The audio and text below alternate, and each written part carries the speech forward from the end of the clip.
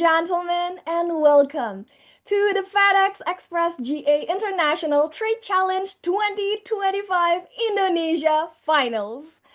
This is a collaboration between FedEx Express and Prestasi Junior Indonesia. It's an honor for me to be here. My name is Marisa Leviani, and I'll be your host today for this special and inspiring event. Everyone, please turn on the camera so we can see all of your beautiful smiles. And first and foremost, allow me to give a warm welcome to our special guests who always commit to give unwavering support for Indonesian young generation to have entrepreneurial spirit and global mindset.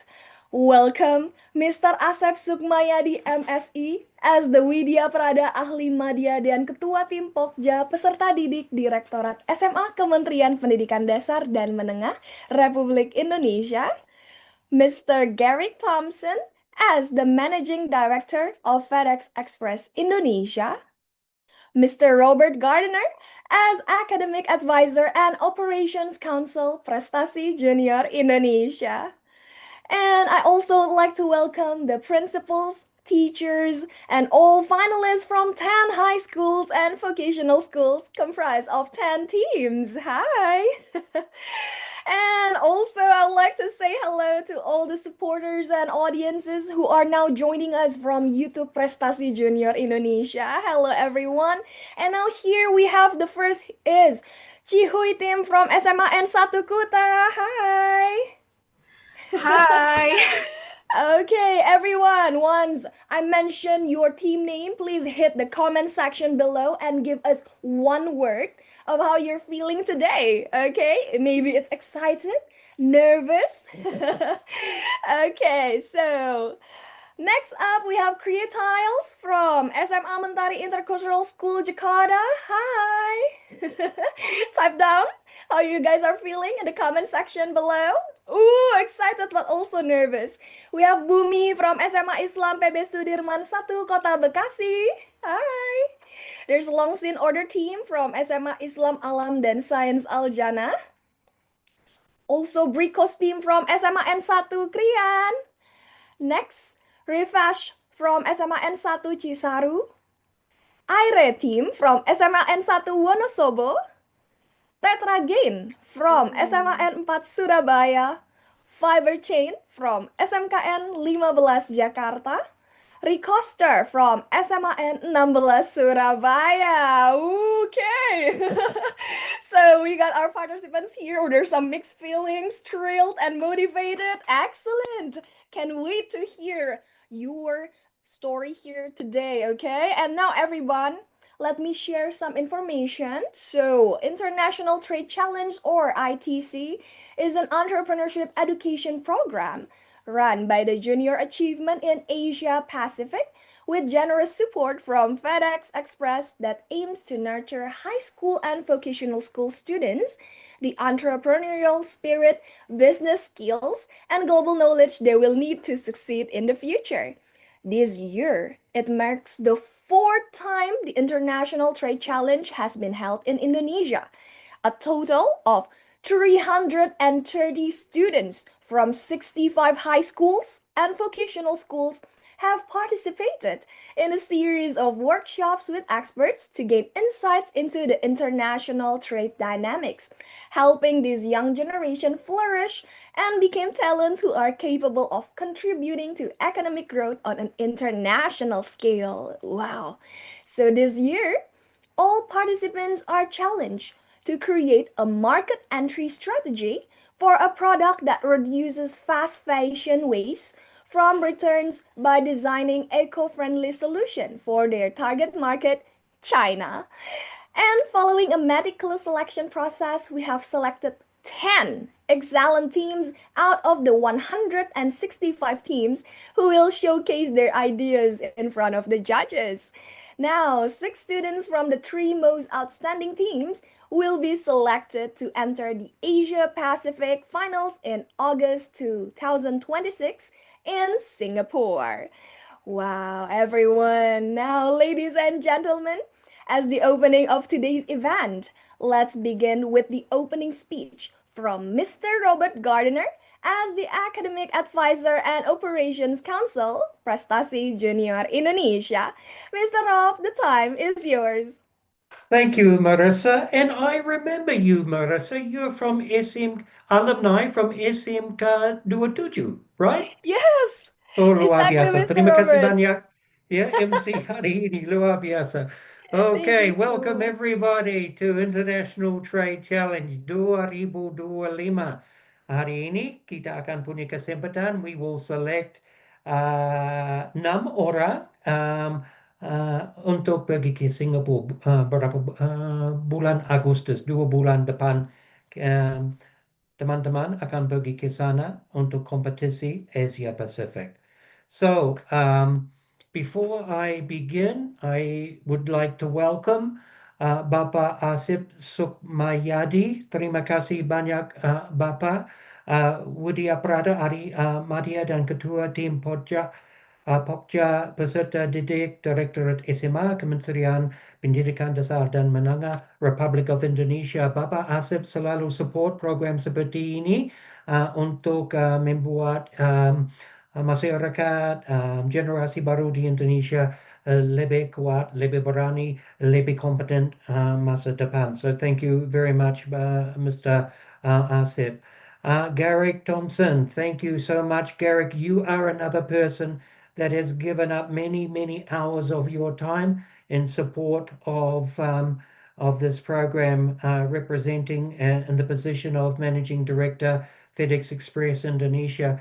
Uh, Garrick is also a judge for this competition and has been a judge in the past, so is very aware of the recipe for success for everyone that is competing today.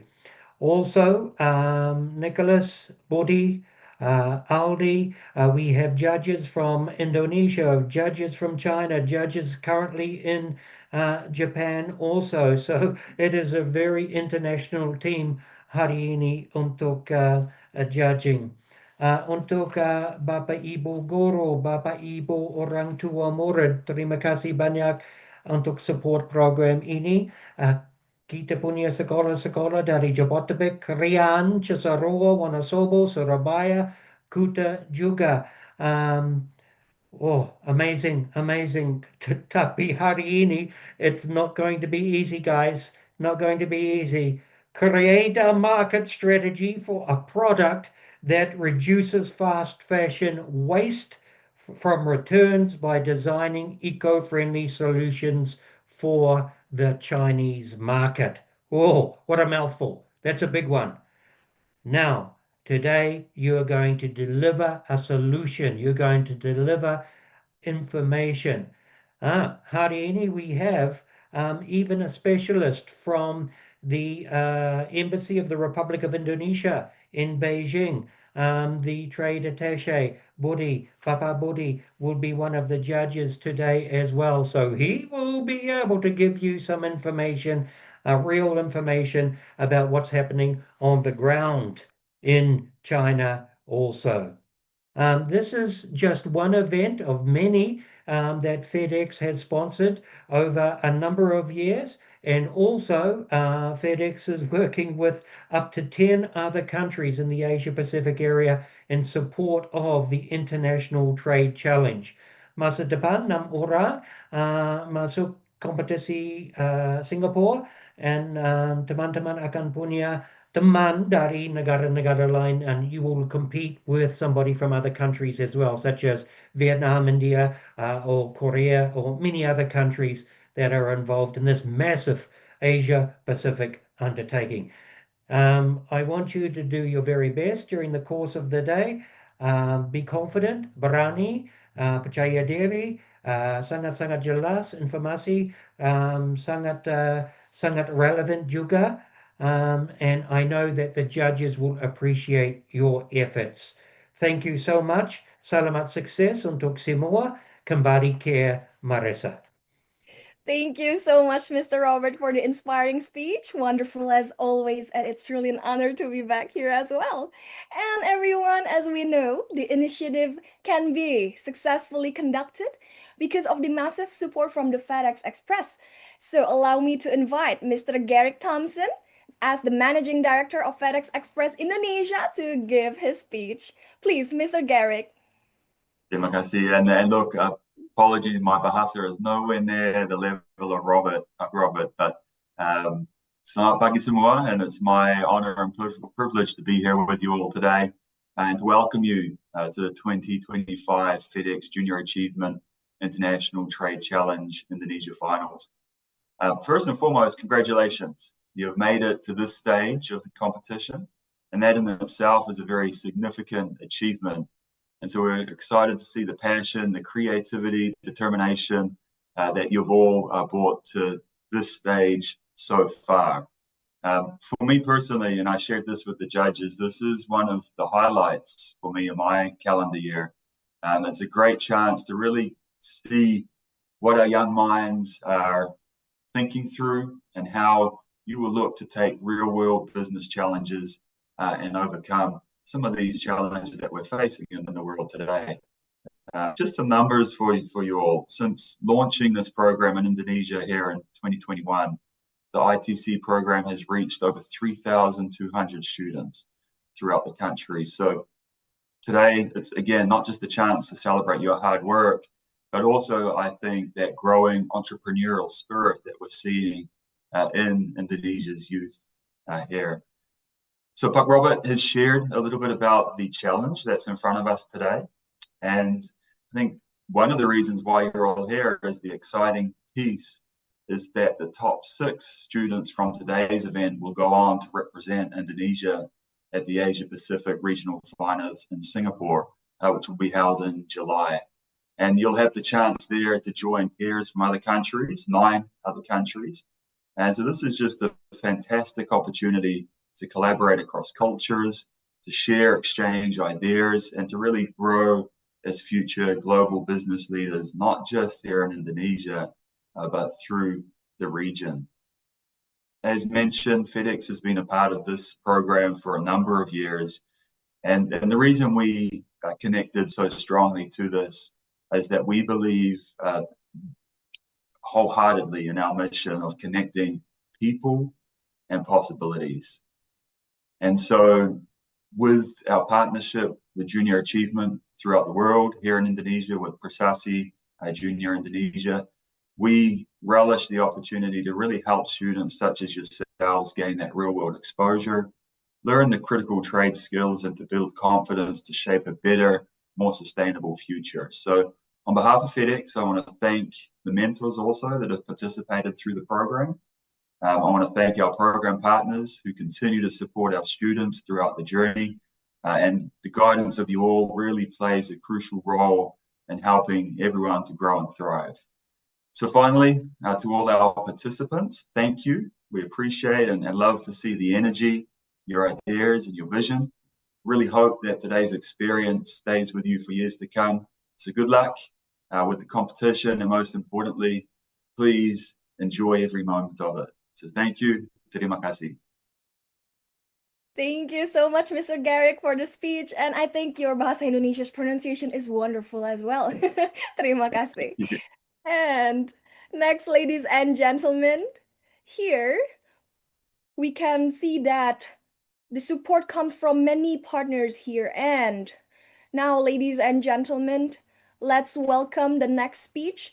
The initiative can be successfully conducted because of the support from our related government as well. So allow me to invite Bapak Asep Sukmayadi MSI as the Widya Prada Ahli Madya dan Ketua Tim Pokja peserta didik Direktorat SMA Kementerian Pendidikan Dasar dan Menengah Republik Indonesia to give his speech. Please, Bapak Asep.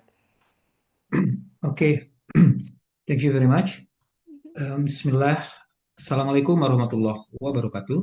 Waalaikumsalam. Selamat pagi, salam sehat, salam sejahtera untuk kita semuanya. Om Swastiastu, Namo Buddhaya, salam kebajikan. Honorable, yang sama-sama kita banggakan, kita hormati Bapak Robert Gardner dari Prestasi Junior Indonesia, Bapak Gary Thompson, terima kasih Bapak dari FedEx Express Indonesia. Lalu kemudian saya menyapa terima kasih dan selamat berjumpa dengan Bapak Budi Hansah dari Atase Perdagangan. Terima kasih Pak sudah bergabung. Sama-sama kita mengasuh anak-anak Indonesia nih Pak. Kemudian terima kasih kepada Ronadia Sartanto dari Business Development, Mycotek. Lalu kemudian Pak Nicholas Dennis, semua judge yang diundang oleh Prestasi Junior di kesempatan International Trade Challenge. Highly appreciation for Federal Express and Prestasi Junior Indonesia for this good collaboration. Adik-adik semua yang sekarang ikut di kompetisi ini ada 65 ya dari 10 tim yang datang dari daerah-daerah seluruh Indonesia. Tentu saja juga dengan Bapak Ibu gurunya, selamat datang, selamat menantang yang sudah disiapkan oleh Prestasi Junior Indonesia, oleh Pak Gardner dan Pak Thompson. Adik-adik datang untuk coba bisa menguji kemampuan dan belajar adik-adik melihat masa depan yang lebih cerah. Kami atas nama Kementerian Pendidikan Dasar dan Menengah, khususnya Direktorat SMA, terima kasih kepada Prestasi Junior Indonesia yang terus kita bersama-sama berkolaborasi untuk bisa melayani anak-anak ini dengan baik. Ada program prioritas di Kementerian Pendidikan Dasar dan Menengah terkait dengan gerakan 7 kebiasaan anak Indonesia hebat. Itu dari mulai bangun pagi sampai kemudian tidur lagi, belajar bermasyarakat. Lalu kemudian juga kami ada program prioritas untuk pengembangan pembelajaran deep learning, kemudian pembelajaran AI dan coding. Adik-adik sekalian, kita meyakini bahwa ini merupakan bagian dari praktek dan challenge adik-adik sekalian untuk mengaktualisasikan potensi yang ada dalam diri adik sekalian untuk bisa melihat bagaimana adik bisa melihat fenomena perdagangan secara internasional yang sangat direpresentasikan oleh Federal Express misalnya, yang adik-adik coba lihat dan coba adik-adik lakukan pengamatan juga. Di samping adik-adik berkompetisi, adik-adik juga kan tentu saja melakukan pengamatan bahwa kita memang harus peduli. Di satu sisi secara ekonomi kita juga tidak bisa dilepaskan dari market, dari perdagangan yang sekarang juga cenderung proteksionis karena ada perang tarif antara di dalam sistem ekonomi global. Ada disrupsi juga sebetulnya yang bisa adik-adik lihat apakah globalisasi itu betul-betul terus berlanjut atau jangan-jangan ada deglobalisasi nih, ya kan, karena ada perang tarif. Liberalisasi itu ada di mana ya posisinya sekarang? Dan nanti bisa oleh Federal Express mungkin bisa di-challenge adik-adik sekalian untuk melakukan analisis. Seperti apa kemudian yang menjadi peluang, adik-adik bisa pelajari untuk bisa membina dan menentukan belajar melihat peluang untuk pengembangan karir adik-adik. Karir itu ada dua untuk adik-adik level SMA dan SMK ya. Ada karir belajar, adik-adik mungkin nanti lanjut kuliah di bidang-bidang perdagangan, di bidang ekonomi internasional, di bidang hubungan internasional, di bidang manajemen, logistik. FedEx saya kira di sini juga adalah pemainnya yang sangat berperan di kancah perdagangan global. Lalu kemudian juga ada pengembangan karir bekerja. Adik-adik harus bisa melihat peluang. Adik-adik akan memiliki portofolio yang nanti diberikan tandanya oleh kompetisi ini. Dan itu akan menjadi bekal pengalaman adik-adik yang mungkin tidak semua adik-adik teman-temannya yang lain mengalami. Karena apa? Karena tidak semua yang lainnya, teman-temannya punya kesempatan sebagus ini. Oleh karena itu adik-adik sekalian, jadikan ini pengalaman yang berharga, ikuti dengan seksama-seksamanya, lalu kemudian juga adik-adik pastikan adik-adik sudah bisa memikirkan nih, wah aku nih mau berkarir nih di bidang perdagangan internasional nih, aku berkarir di bidang entrepreneurship yang ada kaitannya dengan market, dengan trade yang adik-adik harus kembangkan minat itu, dan ini menjadi pengalaman yang terbaik. Yakinlah bahwa hari ini adik-adik akan menjadi bagian dari pengalaman adik-adik yang akan tertanam di dalam benak dan pikiran adik-adik untuk bisa memandu adik-adik sekalian meniti karir belajar dan karir profesional di masa depan. Sekali lagi, selamat mengikuti sukses selalu untuk adik-adik sekalian. Terima kasih kepada Bapak Ibu Guru, Kepala Sekolah yang sudah senantiasa membina, mengasuh adik-adik sekalian. Terima kasih untuk FedEx. Terima kasih tidak terhingga untuk prestasi junior Indonesia. Dan tentu saja kepada juri, mari kita terus sama-sama mengembangkan perhatian, harapan, dan asuhan untuk anak-anak kita, untuk kita siapkan mereka menjadi generasi emas Indonesia tahun 2045. Terima kasih atas perhatiannya. Selamat. Saya akhiri. Assalamualaikum warahmatullahi wabarakatuh. Waalaikumsalam. Terima kasih banyak Bapak atas kata sambutannya dan tentunya senantiasa atas dukungannya kita dapat menemukan potensi yang luar biasa dari siswa-siswi Indonesia kita. Dan thank you so much Mr. Asep for your amazing speech and everyone. Those are the inspiring speeches from Prestasi Junior Indonesia, FedEx, Express, and also our beloved government. And ladies and gentlemen, as an outcome of the series of learnings and the process of completing the challenge, students now have obtained deeper knowledge of international trade and, of course, have the confidence to take a step ahead in becoming talents who can contribute to the national economy. And now we have 10 teams that are more than prepared to perform today. So, are you intrigued about how exciting this program is? Without waiting any longer, here are the 2025 FedEx International Trade Challenge recap.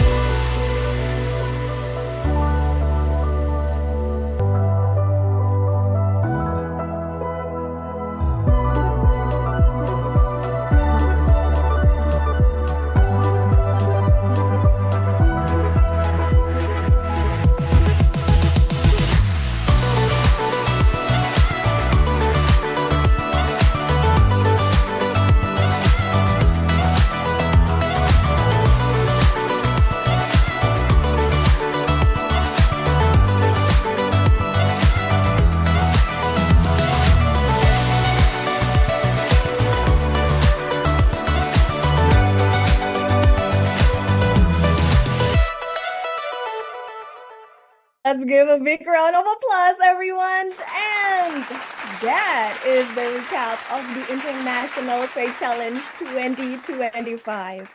Wow, I see some brilliant ideas here that we will see today. Now, everyone, now that we've arrived at the long-awaited session, everything feels incomplete unless we give the honored judges the finest welcome. And I can see some of our judges here sharing their loves as well in the comment section for all of our participants. And please, judges, you can turn on your camera and give a warm greeting to the audience right after I mention your name. I also would like to ask you to give one tips or motivation for all of our finalists here today. And first, I would like to greet again Mr. Garrick Thompson as the Managing Director FedEx Express Indonesia. Mr. Garrick, hi. Yeah. So one tip, I guess, and I mentioned it in my speech, but would be to relax, enjoy, and have fun with the process. Okay, thank you so much, Mr. Garrick.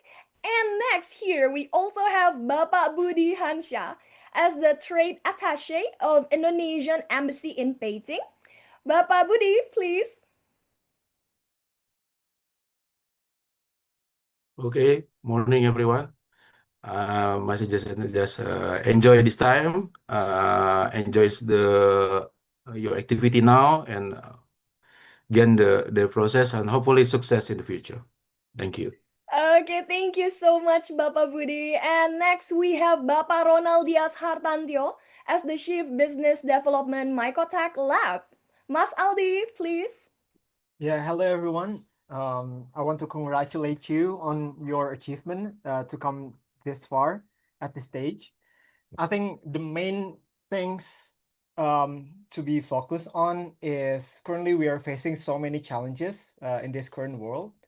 And as an entrepreneur, actually we have to see things, challenges and opportunities are two sides of the same coin. So it depends on your perspective, how you can see, is it a challenge or is it an opportunity? And I hope you can do it. Thank you so much. Thank you so much, Mas Aldi. And last but not least, we have Mas Nicholas Dennis as the founder of PT Persatuan Komoditas Indonesia and BD Expert. Please, Mas Dennis. Okay, hello, good morning all. First of all, a huge congratulations to Prestasi Junior Indonesia and also FedEx for this wonderful event. And also a huge congratulations to all the finalists. Making it this far already shows that you are not just the dreamers, but doers. So I'm really excited to hear your ideas today. And one tip for me, don't just pitch the products and also the presentations, but pitch the patience. Pitch the patience. Because investor, people, customers in general, don't just buy ideas, but they buy belief and patience. So let your excitement show, and let us feel what you feel. And keep going, keep building, don't stop here. Best of luck for all of you guys. Thank you. Thank you so much, Mas Dennis, and thank you to all of our judges here today, and hope you are able to find the best 3 teams for us here today. And ladies and gentlemen, before we go to our main session here, the final presentation and assessment, we would like to invite all participants, the distinguished guests, the honorable judges, and also the finalists to turn on the camera so that we can capture some memories of today's event. Our team will capture it 3 times and I will lead this photo session. First one, 1, 2, 3. The next one, show your biggest smiles. 1, 2, 3. And for the third one, some freestyles. 1, 2, 3. Okay, amazing. Thank you so much, everyone. And now, as the final presentation and assessment is near, I would like to invite our VIP guests to stay and watch the performances, or you may leave if there is another agenda that you must attend. Thank you very much for your generous support to this event. So, before we begin the final presentation, we would like to remind all presenting finalists of some important rules of the competition. First things first, the presentation order is from Chihuy to Creatiles, Bumi, Longxin order team, Brios, Refash, Aire, Tetra Gain, Fiber Chain, and Costa. And everyone, each team will have 7 minutes to do the live presentation. Please start your presentation early after I say you may start your presentation now.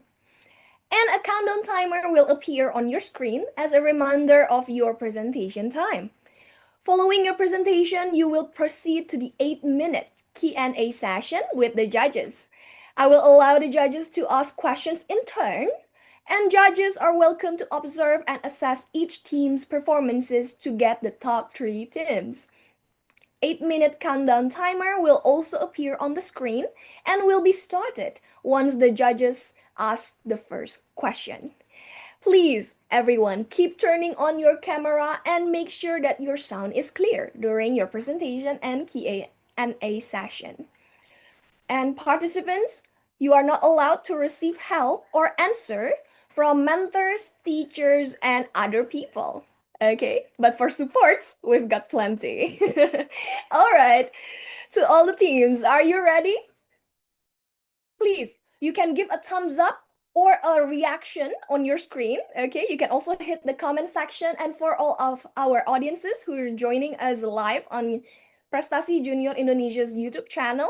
Please show some love and support to your favorite teams here today. Okay, you can type down the team name and then give us your support. Now, let's start with our first team here today. So, hi, Chihuy Tim from SMAN 1 Kuta. Hi. Hi. Okay, how are you guys? Doing good. I'm good. Thank you. Okay, excellent. So, for the operator, please, you can share the presentation screen. And are you ready for today's presentation? Yes, we're ready. Okay, good luck, and you may start your presentation now. Panels, let's meet Xiaoming, a young professional at a major film company working 72 hours each week. She lives in Shanghai, one of China's top-tier cities where stress and overwork are the norm. And this causes her struggle with back pain and fatigue. Our panel, she's only one in over 70% of Chinese workers who suffer physical health due to harsh work culture. Realizing this problem, 89% Chinese demographic have adopted a healthier lifestyle last year. China's digital health market is expected to grow more than 3.5 increase in just 6 years. With the significant growth, however, we still see the lack of eco-friendly options of wellness equipment, regardless of the urgency of sustainability. Based on the situation, the opportunities we can obtain are leveraging China's traditional meditation culture, seeing the lack of sustainable wellness equipments, initiative promote for China's Healthy China 2030 and to emphasize the urgency of sustainability and healthy environment. Now, we don't want our product to be made without incorporating the sustainability values. Therefore, the values we emphasize are first to tackle overlooked fashion waste. We want to repurpose discarded textile into eco-friendly mass by raising awareness and urgency about fashion industry pollution. Second, we also want to align with China's sustainability trends, which is technological innovation integration, to enhance the sustainable practices. And last, to provide sustainable mats by utilizing fashion waste, because most mats still use plastic, microfiber, as well as certain types of rubber that are generally considered not sustainable. As for the segmentation, we're focusing to urban wellness enthusiasts and young professionals aged 18 to 45 to China's top-tier cities, which are Beijing, Shanghai, Guangzhou, and Shenzhen, with value sustainability and eco-friendly choices, and to those who are tech-savvy and tech-sensitive. Panel, let's meet ZenMat, the eco-friendly exercise mat that transforms recycled fashion waste into wellness technology. With built-in sensors and AI-driven companion app, ZenMat tracks your heart rate, improves postural precision, and helps monitor your exercise routine. Imagine having a personal trainer, health monitor, and sustainable innovation all in one. Whether you're into yoga routine, meditation, or workout routine, it is perfect for you. Moving on.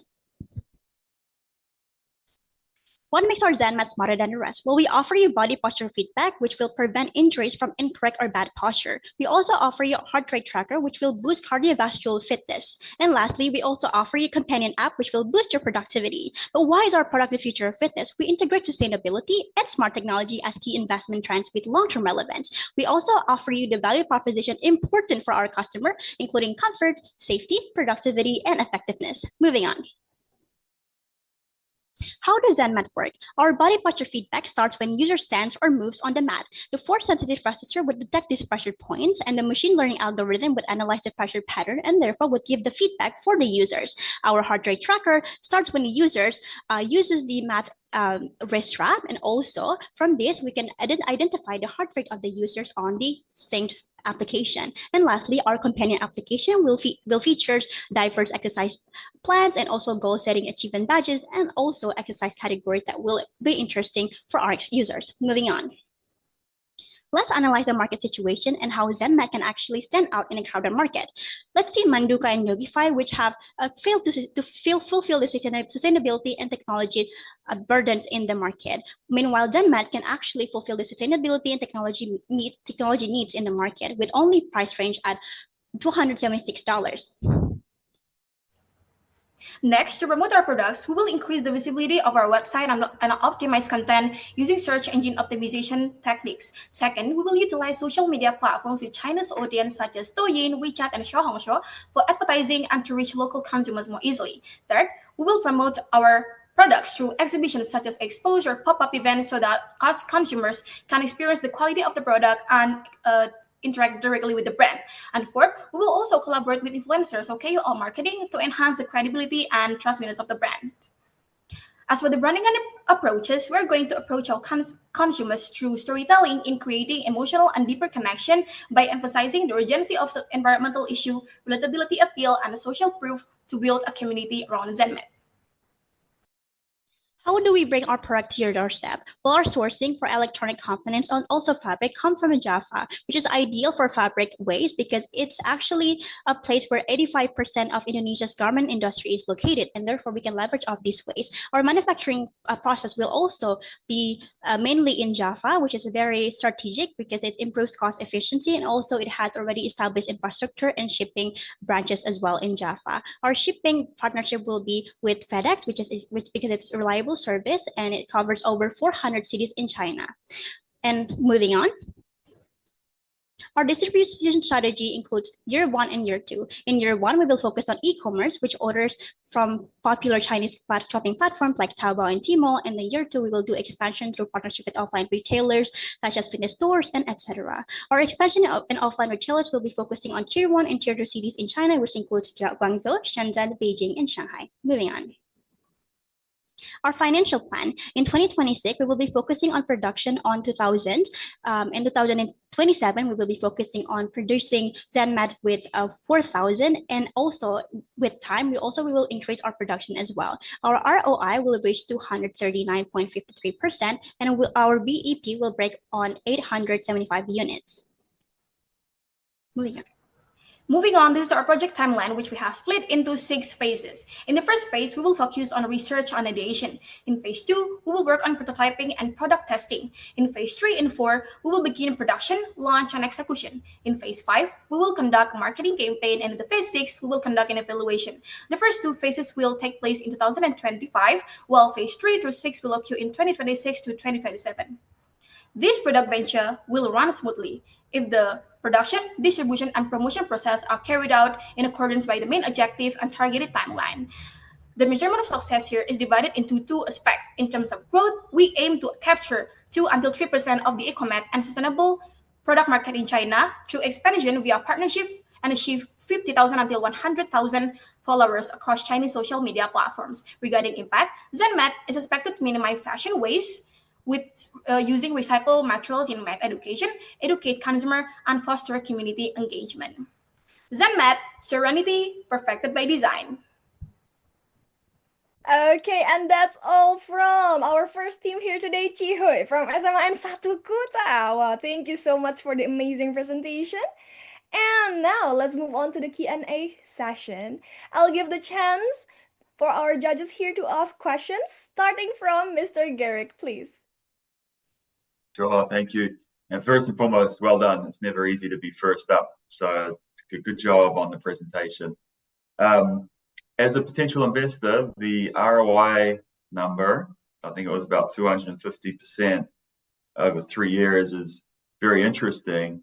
I'd like to understand a little bit more about how you arrived at that number and how you could guarantee to me that 257, I think it was, percent could be returned to me in 3 years as an investor. Thank you so much for the question. So we think that the market in China now, we think that there are many people in China that are in need of our product, because we see like a trend in China for health and also for sustainable and technology innovation. And therefore we can see that because there is an interest in this product, we can see that there's also a tendency for these people to buy our product. We think that our product will be successful in the market and will be actually bought by these customers in Chinese market. And therefore we think that our ROI can actually be returned in 3 years with those numbers, because we think that our product will be successful and will be very interesting to the customers. Okay, thank you. Okay, thank you, Mr. Garrick. And next, please, from Bapak Budi. Okay, first, thank you for the presentation. It's very, very nice and very informative. I have one question from your presentation about the competitor. You already know the competitor in China, right?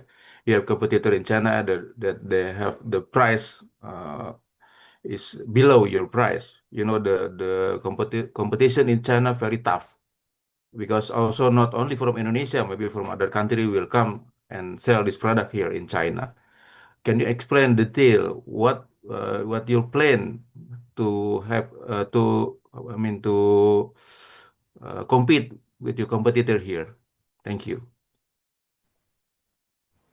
Okay, thank you so much for the questions. That was such a good question, and we think that how do we compete with the other competitors is basically in the first place we don't just want our products to be like for math or exercise tools, right? But we want to foster engagement, and first thing first, we want to emphasize the healthy China 2030, which are, it's not just about healthiness, but we also want to emphasize how do we taking care of the environment, right? Because now in the main problem is that we use fashion waste, we use material, we use material that from recycle, and that is why we think that our product is very stands out in the market of China, because we offer not just sustainability but also value and also the sustainability of itself. So we also emphasize the cultural aspects from Chinese itself, which is meditation culture. That's why our product's name is Zen Med. And now, how is our strategy to make our consumer interested in our product? We are going to make some market campaign related to environmental issues such as fashion waste, and also we want to emphasize the culturally aspects too, because as we know that our competitors doesn't have that aspect, right? They also to focus on just exercise tools, and we emphasize in those values also. Maybe Lintang, you can add more. Yes.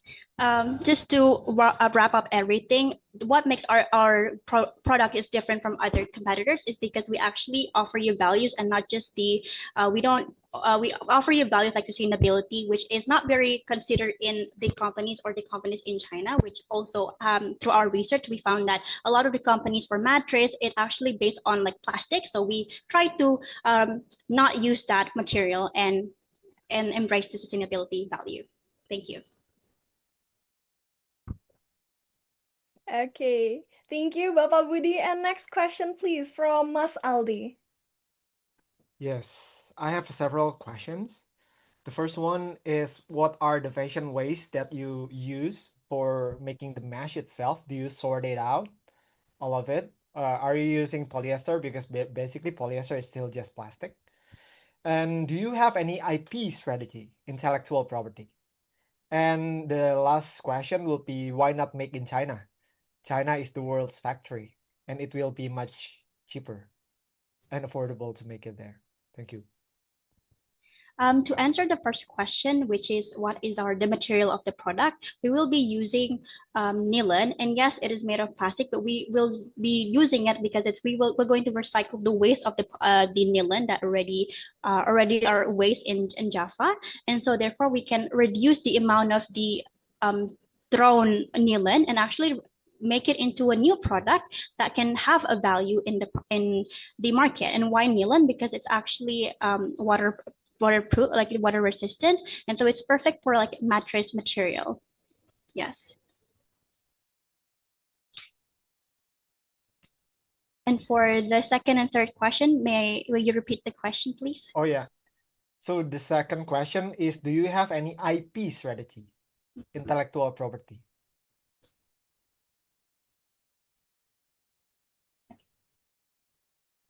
I'm so sorry. Can you elaborate more about the question that you've been asked? Like What do you mean by IT, intellectual? Intellectual property is regarding about knowledge-based economy, like patents or trademarks or copyrights. Do you have any idea? But it's just like if you don't have, just say no, so no problem. Yes, we will plan to actually give to to have certification, because obviously to actually distribute our products to China, we will have to meet the regulations and also the mandatory requirements, right? And so therefore, to also appeal to the audience, we need certifications. Therefore, certifications of the sustainability, for example. And so because of the certifications as well, we can actually appeal to larger market because we have the credibility. I think that's the answer for that. Okay. And why not make in China? The last one. Why not making in China? Because we think that it will be much more easier for us to use the fashion waste from Indonesia, because first thing first, if we're going to China, we are not having the place yet in there. So our plan is to distribute the products to China into our house, and then we make a promotion and distribution there so that Chinese people will only take our products. I think that's Perhaps to add on as well, we want to try to focus and emphasize on what's near us rather than trying to focus on China. We think that's would be kind of expensive, so we try to actually focus on around us. And we think that Indonesia also is one of the biggest polluters of these waste, and so therefore we think that we can. Thank you, Chihuy Tim and Mas Aldi, but I'm so sorry, the time is up. And thank you so much, Chihuy Tim, for the amazing presentation. Let's give them a big round of applause, everyone. And also all of our audiences on YouTube live streaming, hit down the comment section, okay? Support your favorite team. And to the judges, you may finish the assessment before we continue on to the next team. And please make sure, everyone, that your audio is clear and it is when it is your turn to present or answer the questions as well. Now, everyone, let's move on to the next team. Okay. Now, please, let's welcome the second team here. Hi, Creatiles from SMA Mentari Intercultural School, Jakarta. Hi there. Hi, Hi, how are you guys? we're great. How are you? Okay, great as well. And so excited to hear your presentation. Now, for the operator, you can share the presentation screen, please. So, are you ready for today's presentation? We're ready. Excellent. You may start your presentation now. In a world drowning in fast fashion waste, what if the solution lies beneath our feet? Introducing Creatiles, stylish, sustainable towels crafted from recycled textiles and eco-resin. We are Mabel and Keisha from Mentari Intercultural School, Jakarta, and today we're proud to present our market entry strategy plan for Creatiles. Every year, mountains of unsellable clothing end up in landfills. Imagine turning those piles of fashion waste into something beautiful and lasting. That's what Creatiles is all about, which are sustainable decorative tiles for walls and floors made from unsellable fast fashion returns. We mix shredded textiles with eco-friendly resin to create tiles that are strong, water-resistant, and perfect for modern interiors. We chose tiles because they're practical, long-lasting, and a natural fit for recycled materials. Tiles are everywhere in homes, stores, offices, and the global demand keeps growing. Unlike many eco-products that stay niche, tiles have real commercial potential. They offer us a way to scale impact, stay creative, and bring sustainability into everyday spaces. Our main focus is middle-class consumers in China, especially in Tier 1 and Tier 2 cities. These are young, tech-savvy, and design-conscious shoppers who care about sustainability but still want style and affordability. They're always looking for products that match their modern lifestyle, and that's exactly where Creatiles fits in. We price Creatiles at 65 to 85 yuan per tile, which are affordable for China's middle class but still premium enough to reflect our quality and design. It's cheaper than most eco or designer tiles, but still stylish and sustainable. This helps us stand out and compete with mid-range tiles while offering something fresh and meaningful. Compared to traditional tiles, we bring sustainability. Compared to eco tiles, we're more affordable. And compared to designer tiles, we're way more accessible with a stronger purpose. To reach young, design-loving buyers, we're using platforms they trust. On social media, we'll promote Creatiles through Douyin for short videos and live demos, Xiaohongshu for reviews and real user trust, and Instagram to appeal to urban trendsetters. For wider reach and credibility, we'll advertise on TV, especially on CCTV1 and Hunan TV, which both have strong viewership from middle-class families who care about home improvement and practical design. For our financial plan, in year 1, we aim to sell about 20,000 towels at an average price of 75 yen, generating 1.5 million yen in revenue. Each towel costs 45 yen to produce, covering materials, labor, and packaging, resulting in a 40% profit margin. With a total initial investment of 330,000 yen for equipment, materials, marketing, and setup, we expect to break even after selling 11,000 towels around 6 months. By year end, we project a return of investment of 81.8%. Creatiles projects 1.5 million yen in revenue for year 1. After accounting for 900,000 yen in cost of products sold, we anticipate a gross profit of 600,000. With 150,000 allocated for both marketing and operating expenses, the projected net profit stands at 300,000. Overall, this cash flow prediction shows a profitable firm with capacity for strategic investing in growth. Our total predicted outflows are 1,400,000. This includes 900,000 yen for cost of goods sold, under 50,000 for operating costs in the marketing, and an additional 200,000 for equipment setup. Based on sales predictions, a net cash flow of 100,000 yen indicates an efficient financial state. Creatiles will be manufactured in Guangdong, leveraging its textile industry to collect post-consumer waste efficiently. Using eco-resin and shredded fibers, we produce durable, stylish tiles through a sustainable process. Finished products are stored in Suzhou for fast, cost-effective distribution via major transport routes. Sales will follow a hybrid model combining retail partnerships with online home improvement platforms.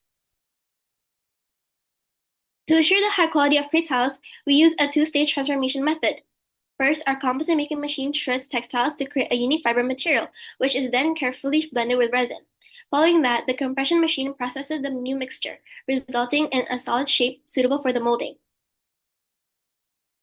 Our timeline is organized as follows.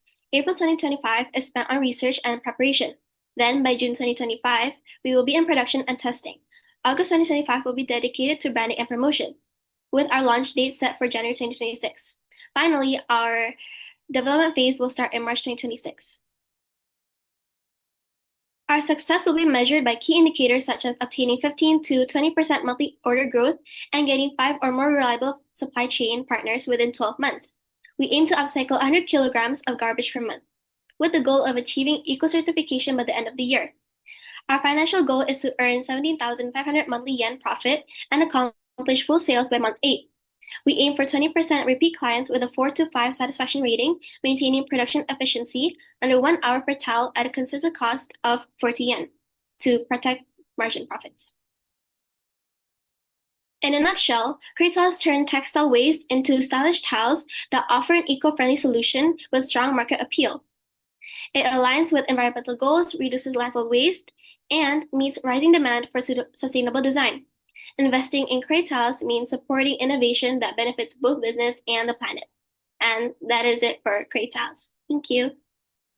Okay, thank you so much, Creatiles, for the amazing presentation. Wow, now let's move on to the Q&A session. So I'll give the chance to Mas Dennis, please, to ask the first question. Okay, thank you so much for the presentation. I really appreciate your patient idea and energy. Okay, first of all, this is based on my data that I do research that the biggest exporters and producers of tiles is China. Is it correct? The biggest producers and also exporters of tiles is China. And as my research, their tiles is really, really good and also very, very cheap. And if Creatiles want to enter the Chinese market, so you have to compete with the local producers. And the supply of tiles in China I think, is enough for the domestic market. And also their local producers is budget friendly and also high volume, from basic designs to trendy patterns, and also there's a sustainable tiles too that the Chinese producers have made. So my question is, from 1 to 10, from 1 to 10, how much you are sure that China is a good market for Creatiles. And you can explain the reason and why not in other countries, why China is the best market for Creatiles and how much you are sure. Thank you.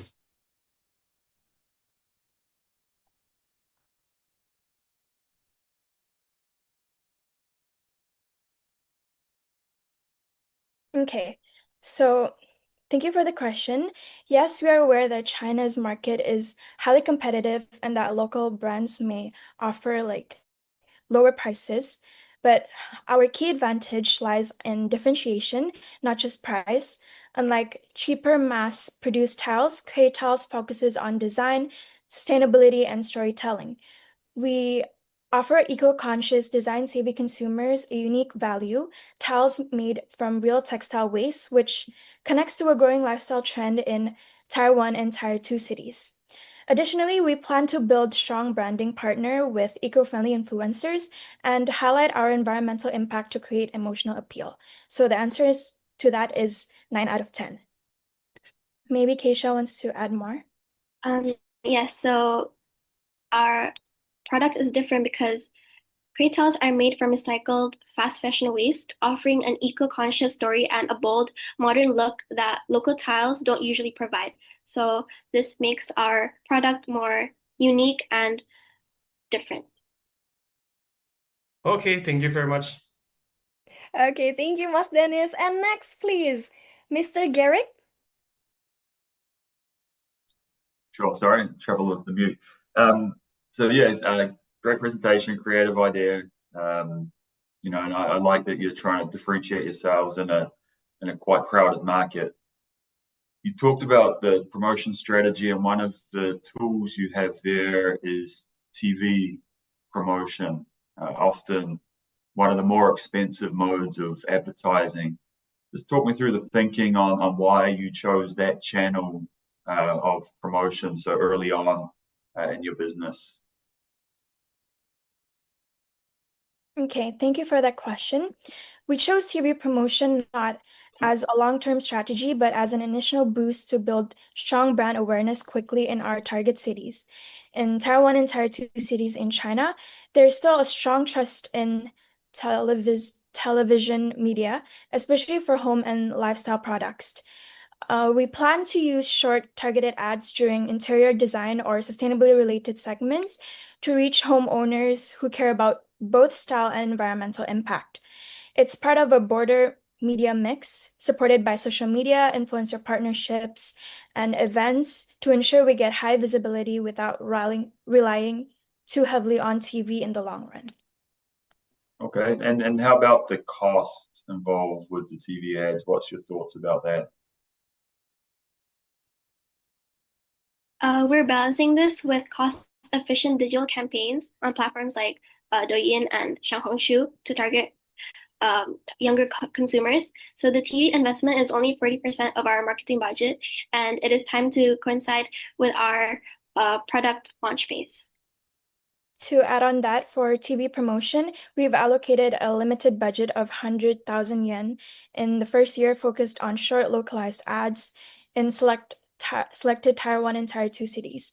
And we're targeting niche time slots such as home design programs or environmental segments where ad rates are lower but audience relevance is still high. Okay, and do you think that budget would be sufficient? I think it's a good plan, but from a budget versus what you're looking to achieve, do you think that would be enough budget to allocate? Yes, we believe that 100,000 yen for TV budget is sufficient for our goals. We're not aiming for national exposure, but rather targeted local campaigns in key cities which our audience lives. So by choosing specific time slots and regional channels, we keep costs low while reaching homeowners and eco-conscious consumers effectively.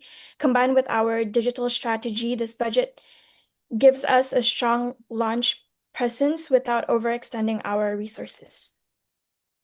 Okay, thank you. Okay, thank you, Mr. Garrick. And next here, please, Bapak Budi. Okay, thank you for the presentation. that are just already asking about the question. I only want to know what make you decided to put your factory or your market from Santung, because Santung is the southern of China. China is very big. I also myself stay in Beijing in the north of China. From Santung to Beijing is take using plane around 4 hours. And if you want to reach the market to Shanghai, Shanghai in the middle of China. What make you decision to make your factory in Santung? Because there is another place that I think is better than Santung. That's my question. Thank you. Thank you for the question. We chose that as our market entry point because it's one of China's largest textile producing regions that gives us easy and cost-effective access to the raw materials we need, which is textile waste. Additionally, it is a rapidly developing province with strong infrastructure, a large construction market, and growing demand for interior design. So it gives us both supply and demand advantages, making it a strategic starting point before expanding to other cities. We chose this setup carefully to balance proximity to materials, efficient distribution, and cost-effective logistics. But of course, as we grow, we're open to expanding into northern markets like Beijing with regional warehouses or partnerships.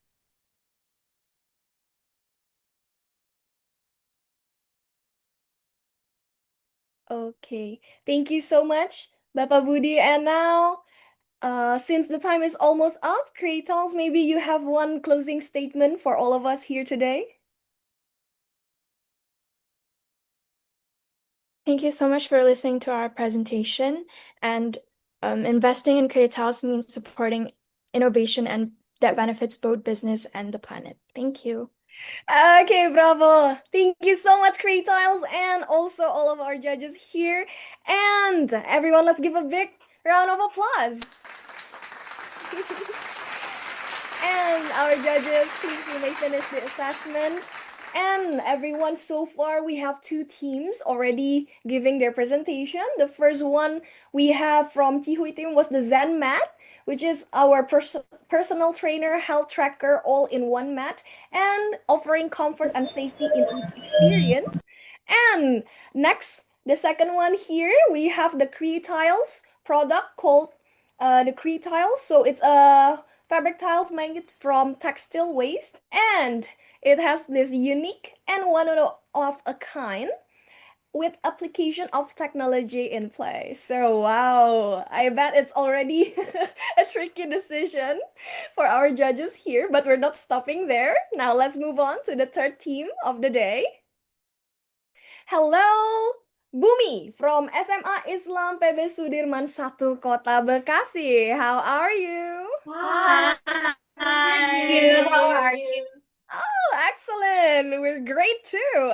And for the operator, please, you can share the presentation screen. So, Bumi team, are you ready for today's presentation? Ready. Okay, excellent. You may start your presentation now. Good morning, judges. My name is Aninduladia and my partner, Kalyana Kirali. And today we want to share with you a fresh perspective on fashion, way that's smart, exciting, and unharming to our world. Meet Lygia and Xiaoyu, college students that are always on the latest fashion trends. Lygia faced financial struggle, yet she has full clothes she barely wears. While Xiaoyu loves trying new style, but buying new outfits isn't just more expensive, it's also contribute to the fast fashion wave. This isn't just about them. It's about the million of young women caught between the love of fashion and waste it creates. This is where Bumi step in, a platform that takes those unworn clothes and turn them into something better. Bumi isn't just about printing, it's about transforming the fashion experience. Curated collection, an intuitive app, smart AI measurement feeders, and C2C system where anyone can list their clothes and turning their clothes set into an income. On Bumi, renter gets the thrill of trying something new without the bill, while supplier can earn up to 80% of the rental price, making fashion not just fashion, but also a business opportunity. So, who are we building this for? It's for the young and fashion-conscious women of China Tier 1, 2, and 3 cities, like millennials and Gen Z who cares about style and sustainability. In fact, over 60% of China college students say that they pay more for eco-friendly products. Luckily in Bumi, eco-friendly doesn't equal paying higher price. Unlike other rental platform, Bumi isn't just a collection of random clothes. We carefully curated items. Our app is designed to be simple and welcoming. And most importantly, Bumi isn't just about renting. It's about promoting low carbon lifestyle and turning closet into opportunity to earn, share, and grow together. We've designed Bumi to be affordable. Our items start at 19 yuan to the high-end items that go up to 140 yuan. Our suppliers earn a fair share, 50 to 80% depending on the item's category. For outreach, we focus on digital promotion through platforms like Xiaohongshu and Douyin by engaging visual content like eco-friendly fashion and OOTD through influencer collaborations, referral programs, and campus activations. Behind the scenes, we're focused on localization and building sustainable communities. We're using China's e-commerce service to handle delivery at just 1 yuan per package. For our users, it's included on the rental fee. This service reaches 99% of the country quickly and affordably. And we're teaming up with trusted laundry franchises in every key city to ensure everything is spotless and standardized as we grow. So how will we know we're making a real difference? Financially, we're on track to break even by the end of 2026, with cumulative profit slightly above. By year 3, we expect revenue to reach almost 180,913 yuan, and we're projecting about 27% annual growth. Our goal is ambitious but achievable, capturing a 2% market share in Tier 2 and 3 cities by 2030. For our suppliers, that translates into up to 5 million yuan in annual income by year 5. For borrowers, it's saving up to 60% compared to buying new clothes. And for the planet, it's a chance to cut 300 tons of textile waste in the first 5 years, turning fast fashion impact to a story of community, innovation, and in long-term sustainability. Here's how it all comes together. Suppliers upload their fashion pieces and each item goes through our trusted laundry partner for a cleaning and quality check. Because no one wants surprises, right? Renter browse the app, find something they love, and have it delivered right to their door within 2 days. After wearing, the item is dropped off again at our laundry partner, getting it fresh and ready for the next fashion adventure. It's a simple and seamless loop that keeps fashion moving and waste out of the equation. What really sets us apart is the technology behind the scenes. With AI-driven smart measurement, we make sure that every piece fits just right. Every item is tagged with RFID or barcode, so we can track it from the moment it's picked up to the moment it's returned.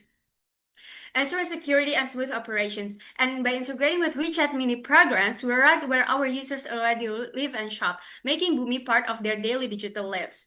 This is our financial plan. With an initial investment of 25,000 yuan, we break even in the end of 2026 and reach over 13,675 yuan net profit by 2027. Our return on investment hits 34.2% by year 3. And for our timeline, we're starting with research and development in the first 3 months and planning to officially launch our app in October. That's the end of our presentation. Thank you for your attention. We believe Bumi isn't offered just a rental solution, but a new way to experience fashion, smart, sustainable, and community powered. Thank you. And that's all from Bumi. Thank you so much for the amazing presentation. Now moving on to the Q&A session. I'll give the chance to Mas Aldi, please, to fire the first question away. All right. Thank you so much for your presentations. My first questions will be, how do you deal with hygiene concern? And also, what if it's damaged during rent? And do you have any afterlife plan for the product itself? Like if it's damaged and you get thrown away, is there any afterlife plan for the products? Thank you.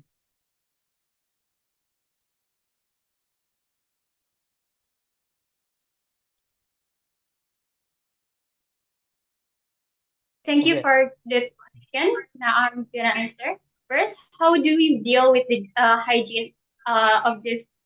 Because it's like second-hand clothes that we rental to other people. So how do we deal with hygiene? So this is why we're partnering with trusted laundry that have outlets in all over China. We also have quality control checks.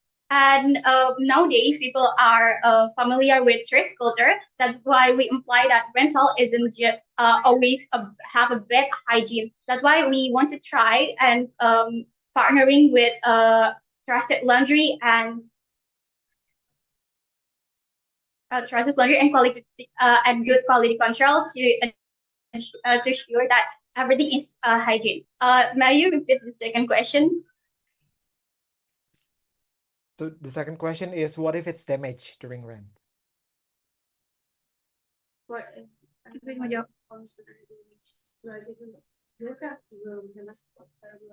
So how we manage damage in so we have these terms before people renting, they will put their clothes into quality check so we can curate the item that they rented for other people, and then we also partnering with the laundry so they can quality check the quality of the clothes that they rented, and after the clothes is being rented before it goes to the owner or the someone who rented clothes. Okay, thank you, Mas Aldi. And next question from Mas Dennis, please. Okay, thank you very much for your presentations. In the timeline, I saw that your plan is to launch your application in October. Is it correct? Okay, I think it's correct to Yes, launch your it's correct. application in October, and it's for Chinese markets. And for me, it's really, really fast because your application is like e-commerce application.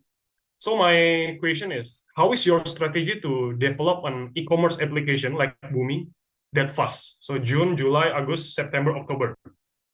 Because in China, do you know that the Google Play is not available in mainland China? That in mainland China, it's dominated by the local ecosystem. So you have to understand the prevalence of super apps like WeChat, Alipay, Huawei, and other things. And it's different to launch application in Indonesia and in China. In China, the challenge will be more complicated. So please explain me your strategy to obtain your goal to launch your app in October in China. How is your strategy on these 5 months to launch the app? Because it's really complicated. And how much do you need? How much the cost do you need to launch the application in October successfully? Thank you.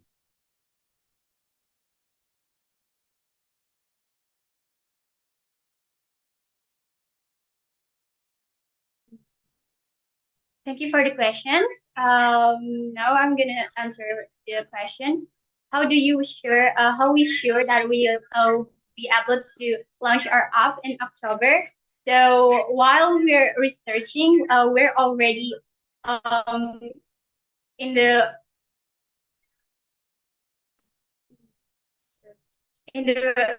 research and partnering with local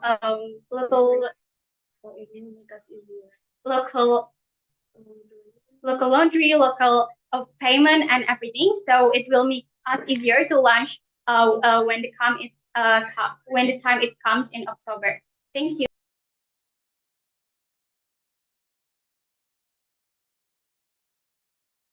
Okay, so you're partnering with the local developers of the application in China, is it?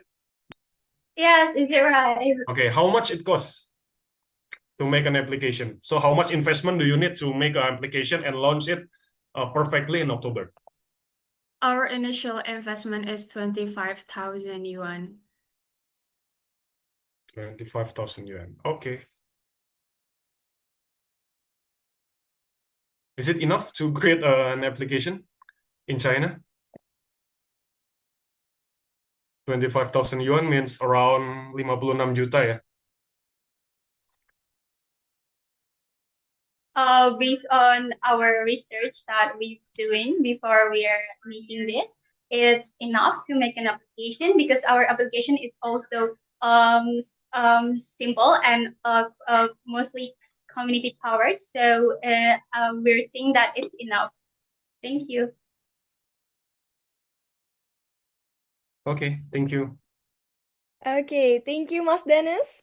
And next, please, from Mr. Garrick. Sure. First, a bold move to nominate SF as your chosen partner, but probably the right one in this competition or the nature of what you're trying to do given their domestic presence. So it's a good job on that. Question around the cost side. So I noticed year one, you projecting a loss. So how do you plan to fund year two when you lose money in year one?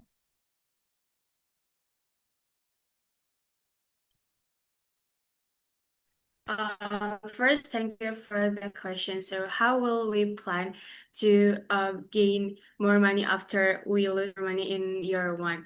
So, first of all, why we lose money in year one is because our heavy R&D, and also we have to gain our customers' trust first, right? So, in year two and year three, we believe that with our promotion strategy, we can gain our consumer trust to use this app. That's my answer. And just to follow on, thank you. And do you anticipate using all of the initial investment capital in year one?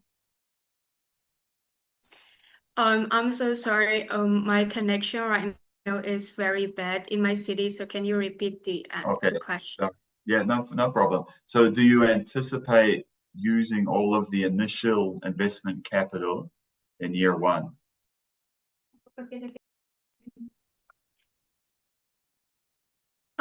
So thank you for the question.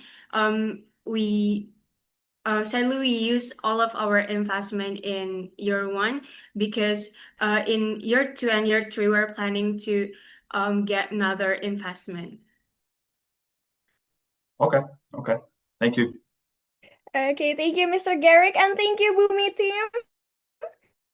And since the time is up, so let's give a big round of applause for Bumi team.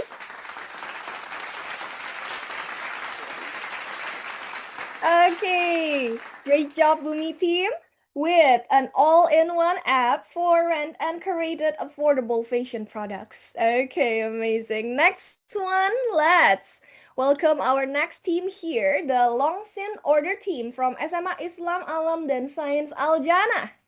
Hi. Hello. Okay, how are you guys? I'm fine, thank you. Very fine and really excited. Oh, love the energy. So, for the operator, you can share the presentation screen, please. So, are you ready for today's presentation? Ready? We are ready.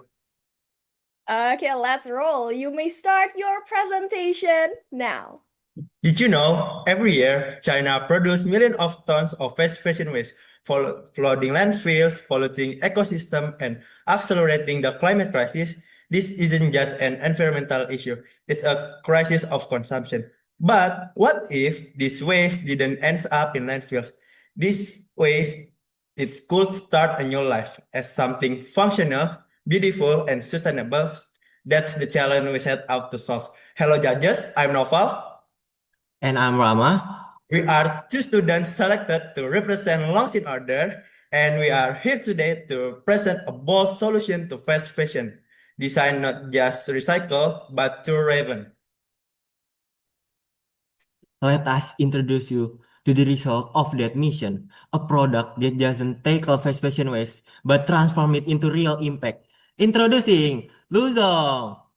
Luzong, the China debut of global brand Recloth. It's not just a tote bag, it's a breakthrough in sustainable design. Crafted from Indonesian fast fashion waste, Luzong also embedded with QR code that tells its eco journey and also connected to our reward system.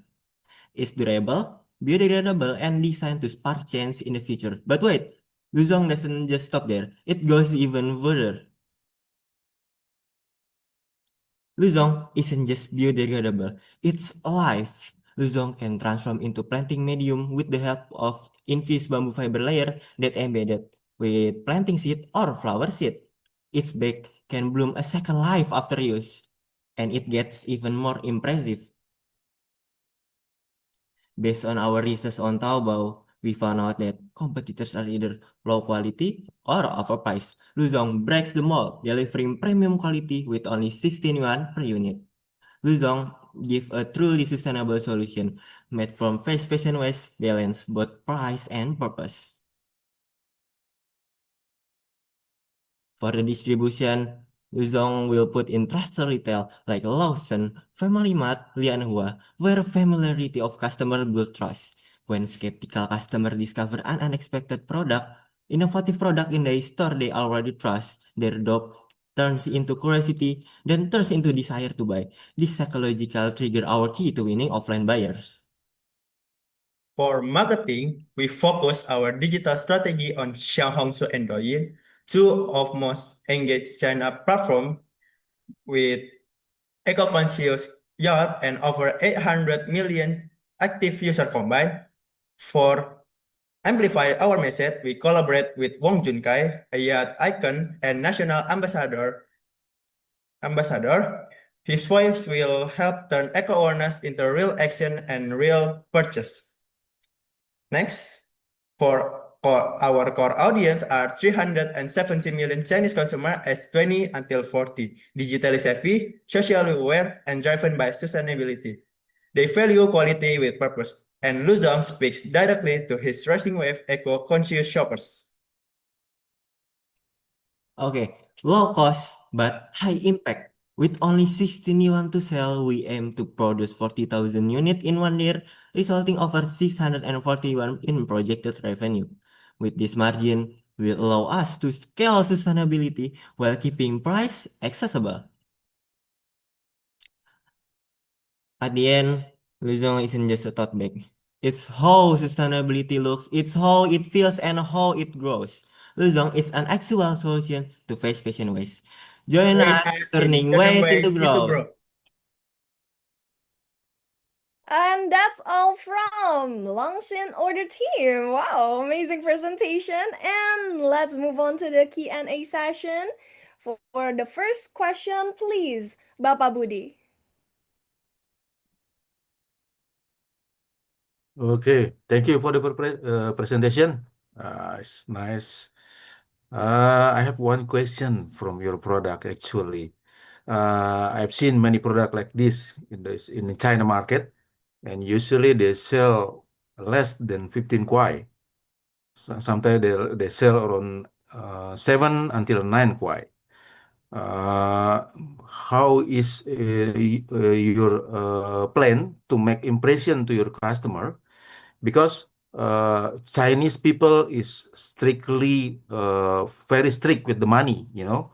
If they think, oh, it's too expensive, or for example, how can this use actually, you already informed them in Sohongsu or maybe the other platform, but mostly for the old people that usually come to the market, or for young people here in China, they think it's such a waste of money if they have to sell like such as a good price.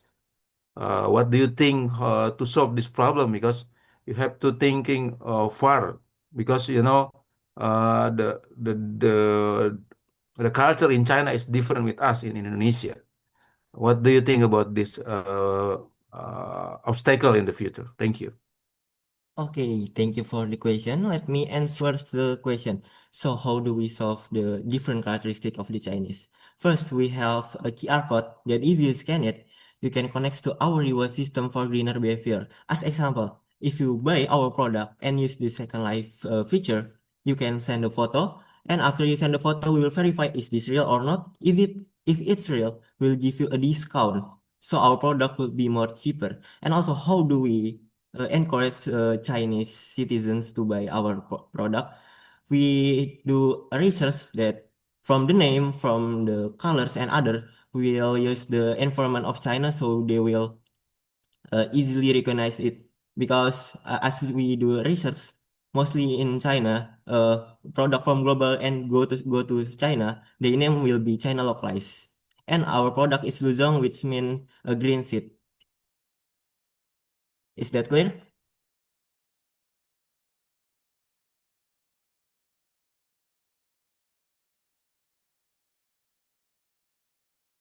Okay, thank you. Okay, thank you.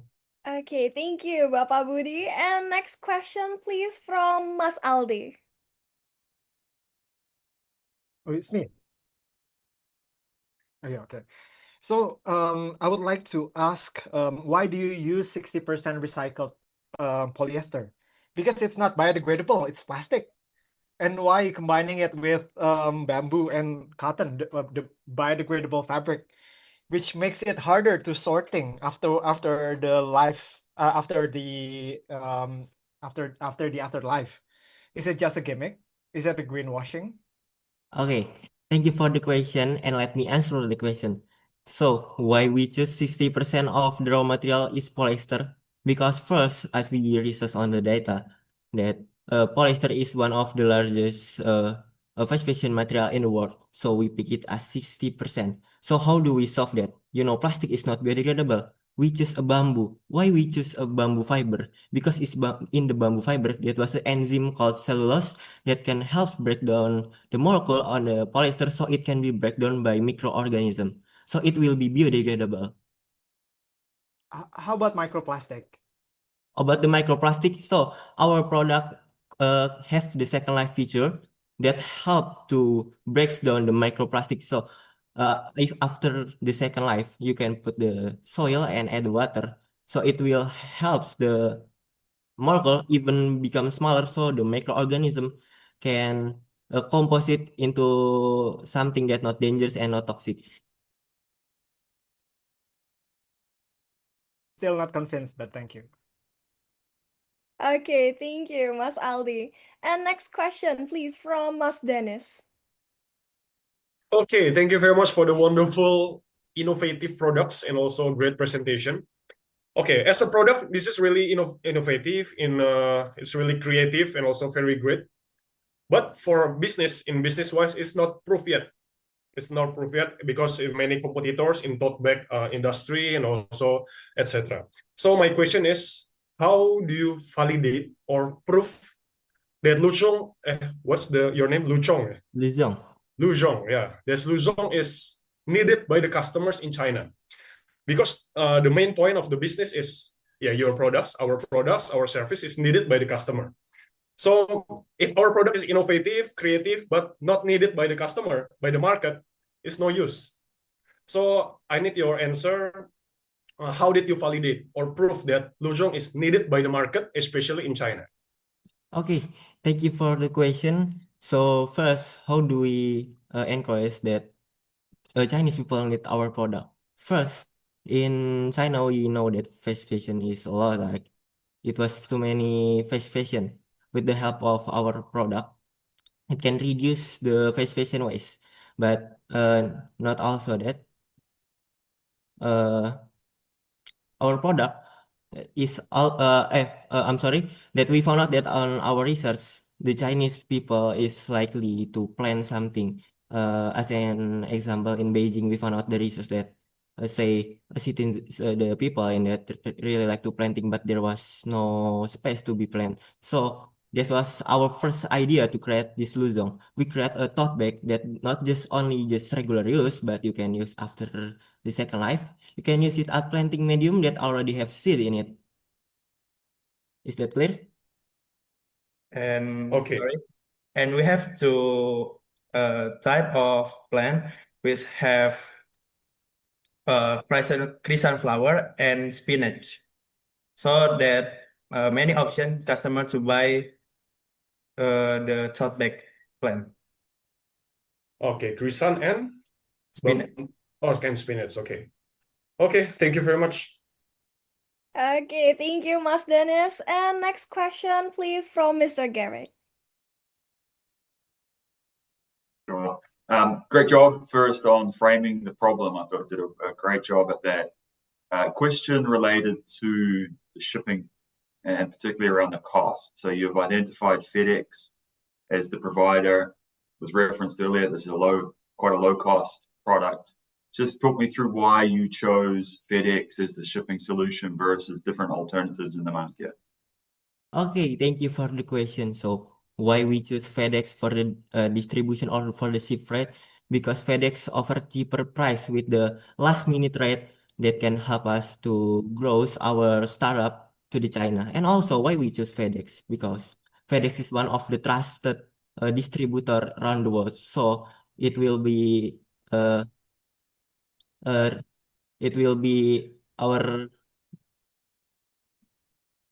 It will be our decision to choose FedEx because it's already trustable. Okay. Look, what I would share, great to hear that you've done some good research on FedEx. My advice, knowing the commodity and the cost, I think Okay. sea freight would be more I'm suited. sorry, Mr. Sorry, boss. Eric and Longxin team. The time is up. And okay, I can see the excitement here from all of our judges. And also, thank you so much, Longxin Order team. Let's give them a big round of applause. Thank you.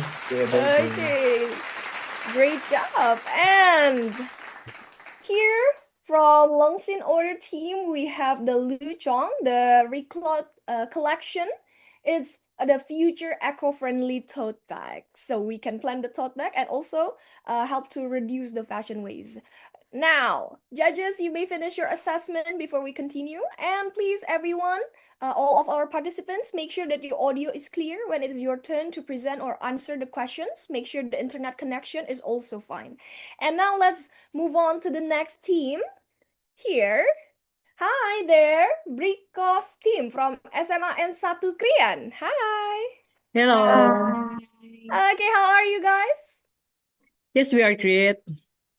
Okay, excellent. Operator, please, you may share the presentation screen. So, are you ready for today's presentation? Absolutely, we are ready. Absolutely. And now you may start your presentation now. Good afternoon, judges. It's a pleasure to be here and an honor to speak with you today. First of all, let me introduce my team. My name is Adina Talfarici and my partner, Resti Cantika.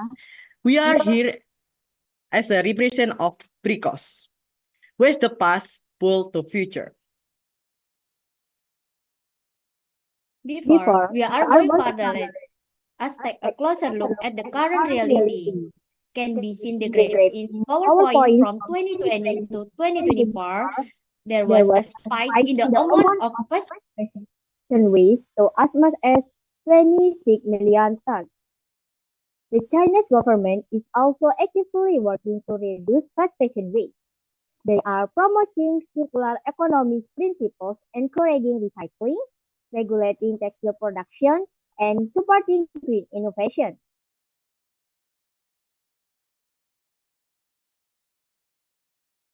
Judges, let us tell you more about our product. As you know before, we make a brick that made from fast fashion waste. Furtherly, we make a product that consumer can choose which they prefer, buying a box of Brios or buying box of Brios that can be arranged as furniture that they order. So judges, we are launching Brios in two formats. One is a box of modular Brios units for flexible use, and the other one is a pre-packaged set that can be directly arranged into functional furniture. This approach empowers customers with flexibility. Even without larger purchases, they can still experience the product's functions and value, making Brios more accessible and user-friendly. Judges, while we may be a small and emerging company at this stage, we have identified a significant market opportunity. Our target is young individuals under 23 years old, early career workers living in urban areas of Wenzhou, Zhejiang, following sustainable lifestyle trends. They earn around 33,925 yuan per month, approximately 241.76 US dollar. If we analyze a Chinese market, we are the most innovative product. Even if our product is not affordable among another product, our competitor is just a raw material. Let us compare. When buyers buy their product, they have to process it again. And when they buy a Brios, they will get a perfect product without doing more process. Two ways of promotion strategy, online and offline. Online, by advertising in social media. Offline, giving a freebie, putting advertisement at business area. Where we sell through offline by putting our product in popular furniture supermarket. And selling through online by using e-commerce, website, and deliver in it using FedEx. So this is our financial plan. From the table, our product is sold at a price of 55 yuan. Net profit per year, 222,500. ROI achieved less than 5 months.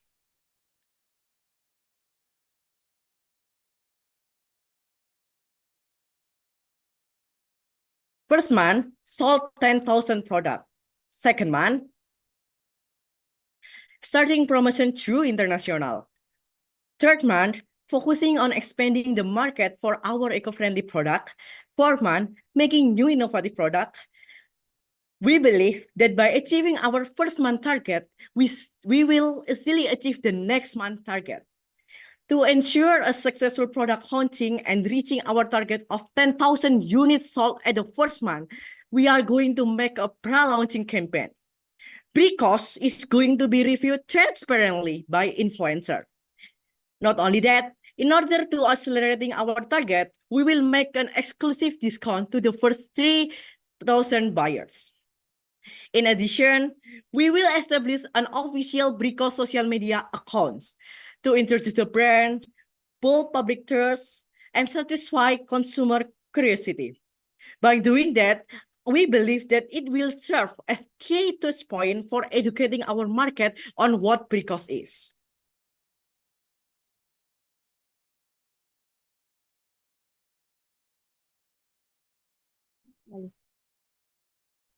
By looking at the timeline, we can recycle more than 10 tons fabric waste at the first 3 years, making new innovative and expanding our market at Japan and Netherlands. With Brios, we are not just offering a product, we are delivering a solution to one of the fashion industry's biggest environmental problems. Thank you for the opportunity. Brios, where's the best? Build the future. And that's all from Brios team. Wow, thank you so much for the amazing presentation. And now, judges, let's move on to the Q&A session. For this round, the first question, please, Mr. Garrick. Okay, thank you. Thank you for the presentation. Just one thought first before, I noted the strategy around the discount early. I think I would just encourage you to act with caution and discounting immediately, as you might devalue the value of the product in the market. So just something to consider there. But my question is about the sourcing of the raw material. So how do you plan to source the raw material for the bricks? And what are your cost assumptions associated with sourcing the raw material? Okay, thank you. It's a great question. Thank you for the question. So first of all, let me answer the where we would like to look for the raw material. So of course we will do import, and yeah, I admit that it will cost more, but I think that by doing this, we can reduce the fast fashion waste at the China, and by doing this, we will get a profit also. How did that will begin? So yeah, when the import began, so the fast fashion waste will come to our company at Indonesia, and yeah, we choose Indonesia as our company because the payment of the labor is really cheap. Yes, and the next one is for the import cost. I think it will be covered with our profit. That's all. Thank you. Okay, thank you. Okay, thank you, Mr. Garrick. And next question, please, from Bapak Budi.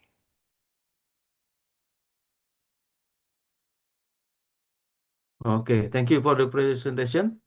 I have one question maybe regarding the resources of this product and also the machine to produce the product. From where you buy the machine to process the product so it can become the goods and you sell again to China. Regarding to the machine, of course, we will look for the best sort of our machine. of course, we will look for the company first. For the first, we look the company at Indonesia because there is a lot of machine company at Indonesia. By doing this, of course, we will know which one is the credible, and we will look for the what's that trashman, the trashman and etc. So by doing that, we will cost more cheap at the import of the machine because machine is really weird, right? So yeah, it will be easily if we buy it at Indonesia. And sorry because I don't say thank you for the question at the first. Thank you for the question.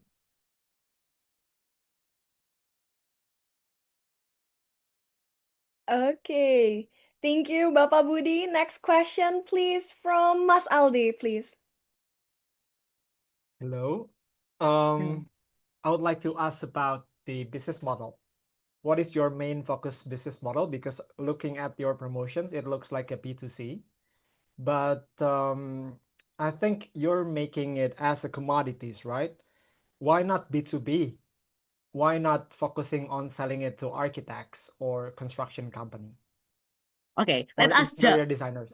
Oh, okay. Okay, thank you for the incredible question. Let us jump to our target market. So yeah, our target market is at the 23 years old, above under 23 years old. Actually, when we made this product, there is two potential market. For the first one is a market with architect and another furniture, and the next one is is still local market. It is a young teenager and entrepreneur that care about environmental. It is a local market that still has a lot of potential to unlock. So by unlocking this market, we will get the second market also. How did that become? So what it was when we promoted at Douyin, Wenzhou, and Douyin and Weibo and Xiaohongshu, they will see a lot of that our promotion. And let me explain first. Disclaimer first. Our advertisement will begin before before our product launching. So yeah, the FYP is full of will be full of with our product. So the teenager will know our product and they will just to buy. Oh yes, this product is great because this influencer is buying this and trying this. Yeah, and this is a transparent review. So yeah, it will be a trustable. And the next one is about the market. So yeah, we choose that market because it is still locked. And if we unlock that market, the furniture company will know that this teenager is like this product, because I believe that teenager will be more active at their golden age. Thank you. But the young generation doesn't have money to buy. Why not making it as a business? Why not focusing on the business? Okay. The young generation that I said at the PowerPoint for the first is about a young generation that is having a money. I mean, like, I know that social media there is a lot of generation that is like they don't have money, but they also have a thing. But some of them will have a thing to buy. I mean, like, there is someone who is sitting in front of the laptop and making a business plan, right? And they are trying to be the best businessman at the China, of course. By doing that, I know that China there is a lot of progressive things, right? So yeah, by doing this, we will get a lot of business partner and we will get a lot of buyers. Thank you. Okay, thank you so much, Mas Aldi. And Brios team, since the time is almost up, maybe you can give us a closing statement. Okay, for the closing statement is, Brios is not just a raw material. Brios is a product that can be arranged as they want. So if they want to use Brios as an insulator, it can be used. But if they want to use it as a furniture, they can use it. And And we believe that by launching this product, it will be a great product. Why? Because we will unlock a locked potential market, and we will get a lot of market by doing that. Thank you. Okay, thank you so much, Brios team. Let's give them a big round of applause. And thank you so much, judges. You may finish the assessment before we moving on. And now, earlier we just have Brios who made a material made out of plastic waste. Ada mainly fashion waste that can be transformed into customizable furnitures as well. Wow. And ladies and gentlemen, we already hear 5 presentations from 5 of our finalists here today. And before we move on to the other 5 teams, we will have a short break here for a 5-minute short break. Please stay in the Zoom room and see you after the break, and we will be back with Refash from SMA N1 Cisarua.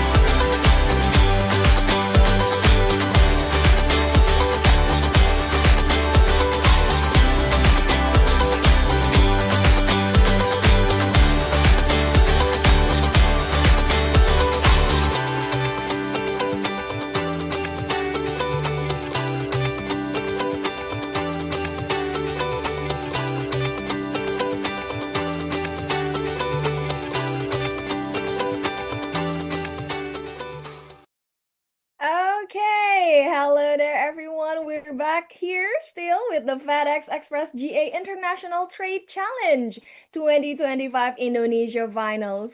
So please, participants, judges, and everyone, you can turn on your camera. We're gonna continue this amazing journey. And to those of our live YouTube audiences here, hello, welcome back, and let's keep on rooting our favorite team today and show some love and support. I know there's many great messages sending here, okay, from each of you. Good luck, participants, and let's roll. So for the sixth team here, hi there, from Refash, SMAN 1 Cisarua. Hi there. Hello, How are you guys? I'm doing excellent today. How about you? Oh, absolutely excited to hear each of your presentations here. Now, operator, please, you can share the presentation screen. Okay, are you ready for today's presentation? Yes, we're ready. Bravo, you may start your presentation now. Greetings, honorable judges. My name is James Igor Matthew Nadabdab, And we are from Refash. Did you know that in China, during mega online shopping festivals, up to 90% of women's clothing is returned, and most of it is never worn again? Not resold, not reused, just thrown away. Every second, return fashion items are piling into landfills or being burned, simply because it's cheaper to discard them rather than sort them. Last year alone, China generated over 26 million tons of textile waste, most of it from returns. That's not just waste, that's opportunity lost and the environment paying the price.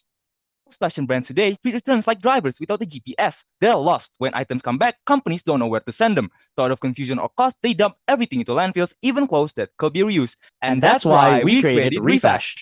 Refash works like a smart GPS for returned clothing. It doesn't treat all returns the same. Instead, it scans each item and finds the best route. Resales if it's in good shape, donations if it's usable, or recycling if damaged. It does this automatically using AI and machine learning, just like a GPS recalculates your route to save time and fuel. With Refash, businesses don't just react. They navigate. Every return finds its most valuable and sustainable path. And the best thing is, it's all automated. Refash doesn't require warehouses full of inspectors or teams of decision makers. Once integrated, it learns from past returns, understands patterns, and improves with every scan. Whether it's New Year's Eve or a normal Tuesday, the system works in real time, sorting, routing, and reducing weight at scale without slowing you down. Fashion brands don't just save money, they recover value. They meet CSR targets and reach sustainability goals. But most importantly, they stop throwing usable clothing into the trash. We use industry-leading technology to make all of this possible. Refash integrates tools like Google Cloud Vision AI to scan images of return items for defects like stains or tears, and Microsoft Azure to read and analyze customer return notes. We also utilize machine learning models like TensorFlow, Scikit-learn, and XGBoost. Our system learns from every return, improving its decisions over time. Refash also utilizes decision tree algorithms and linear programming to recommend the smartest, most cost-efficient route for each return. We're starting where it matters most, Guangzhou, the fast fashion capital of China, and Shenzhen, China's Silicon Valley, both within the Guangdong province. Guangdong is home to one of the world's largest garment supply chains, with tens of thousands of brands producing, shipping, and now struggling with return items that can't be resold. For our demographic, Refash targets mid to large-size fast fashion brands and e-commerce retailers. These businesses process tens of thousands of orders monthly, especially during shopping festivals, where return rates can spike up to 45%. Psychographically, our ideal clients are sustainability-conscious operators who are frustrated by the inefficient return systems. They care about profit, but also about purpose. So James, let's compare Refash to its competitors and why Refash stands out. Loop Returns is a basic refund tool for US apparel brands. It has no AI, no resale or donation features. It's not built for circular logistics. Return Go applies some AI, but only per approval. It lacks the ability to route returns for resale, recycling, or export, meaning lost value. Happy Returns focuses more on US consumer drop-offs. It's not made for B2B, and it's not localized for Asia, and has no support for sustainable recovery. Refash is different. We're the only platform designed for China's fast fashion market using AI to sort returns into resale, donation, recycling, or export channels. Fully automated, fully integrated, and built for scale. While others only refund, we also recover. So James, how do we get Refash into the hands of fast fashion giants? We're showing up where our B2B clients already are, on Alibaba, Jingdong, and MaiMai. Our storefront leads directly to our website, while Jingdong demonstrates our logistics impact. MaiMai helps us to connect with these fashion brands. On Xiaohongshu and Douyin, we turn sustainability into scroll-stopping content with hashtag trends and geo-targeted ads. And offline, we're live at Guangzhou's biggest expos, demoing how Refash makes returns smarter, greener, more profitable decisions. Refash will adopt a phased distribution strategy focused on both market penetration and long-term scalability. Refash integrates FedEx, China Post, and Post Indonesia, enabling cross-border solutions in Asia, and at a lower price point delivers more value, automation, and sustainability tailored for China's fast fashion market. Refash will launch in November 2025. We will sell our products exclusively on our website only, aiming to achieve 100 plus monthly users across all dashboards and achieving 10% reuse success rate during peak return periods. On our second year, we aim to expand to over 50 diamond partners across southern China and begin integrating with top e-commerce platforms such as Alibaba and Yingdong, allowing broader exposure and user acquisition across digital marketplaces. Our digital-first approach is backed by continual optimization through seamless logistics integration, fast onboarding, and a commitment to frequent maintenance and software improvements. Refash is built to be sustainable, not just for the planet, but for the business itself. Based on our conservative financial model, our projected NPV stands at 771,802 Chinese yuan. We also project an ROI of roughly 70% over 3 years, calculated after all operating expenses and net profits, with our BEP expected to occur in the 26th month. Our initial investment is 460,481 Chinese yen, covering platform development, logistics integration, operations, and marketing. This lean capital requirement gives us room to grow while staying agile and cost-effective. Over the first 2 years, we aim to onboard just over 100 clients, bringing our projected monthly revenue to approximately 100,000 Chinese yen, scaling up to 4.88 million yen in total revenue across 4 years. Total expenses of 3.69 million Chinese yen, we expect to generate a net profit of 1.19 million, delivering a healthy profit margin of 24.4%. Refash is not only financially viable, it's a smart, scalable, and investable solution for the future of sustainable fashion.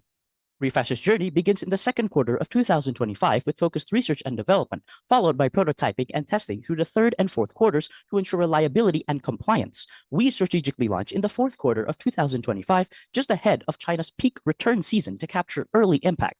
Marketing ramps up from the fourth quarter of 2025 to the second quarter of 2026, supported by continuous operations and system maintenance. This phased approach ensures we go to market with a tested, optimized product and build momentum through our first year. We evaluate our success through 4 key lenses. Financially, we aim to break even by the 26th month and project a 70% return on investment within 3 years, driven by steady subscription revenue from our subscription plans. Operationally, our goal is to onboard over 100 active monthly users on our first year and scale to 5,000 users by our fourth year through seamless integrations and platform reliability. For customers, success means faster return processing, smarter routing decisions, and a 10% boost in how many items get reused or resold. Socially and environmentally, we're targeting measurable waste reduction, diverting thousands of garments from landfills and turning fashion waste into circular value. Our impact isn't just financial, it's tangible, trackable, and scalable. So, honorable judges, are you ready to give second chances? Okay, and that's all from Refash team. Excellent presentation. Wow, now let's move on to the Q&A session right away. And for this round, give the chance to Mas Dennis, please. Okay, thank you very much for the great presentation and also business idea. First of all, I want to highlight the competitor analysis that you have presented. The competitor is all US focused. Is it correct?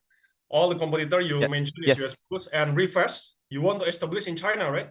Okay, so I have 3 questions. First, who is your competitor in China? Second, what do they do better than Refash now? Because they have established in China, what they do better? Not the differentiation, but what they do better than Refash. And 3, if I'm your target market, I'm a fashion brand owner, please convince me why I have to register Refash. Okay, that's all.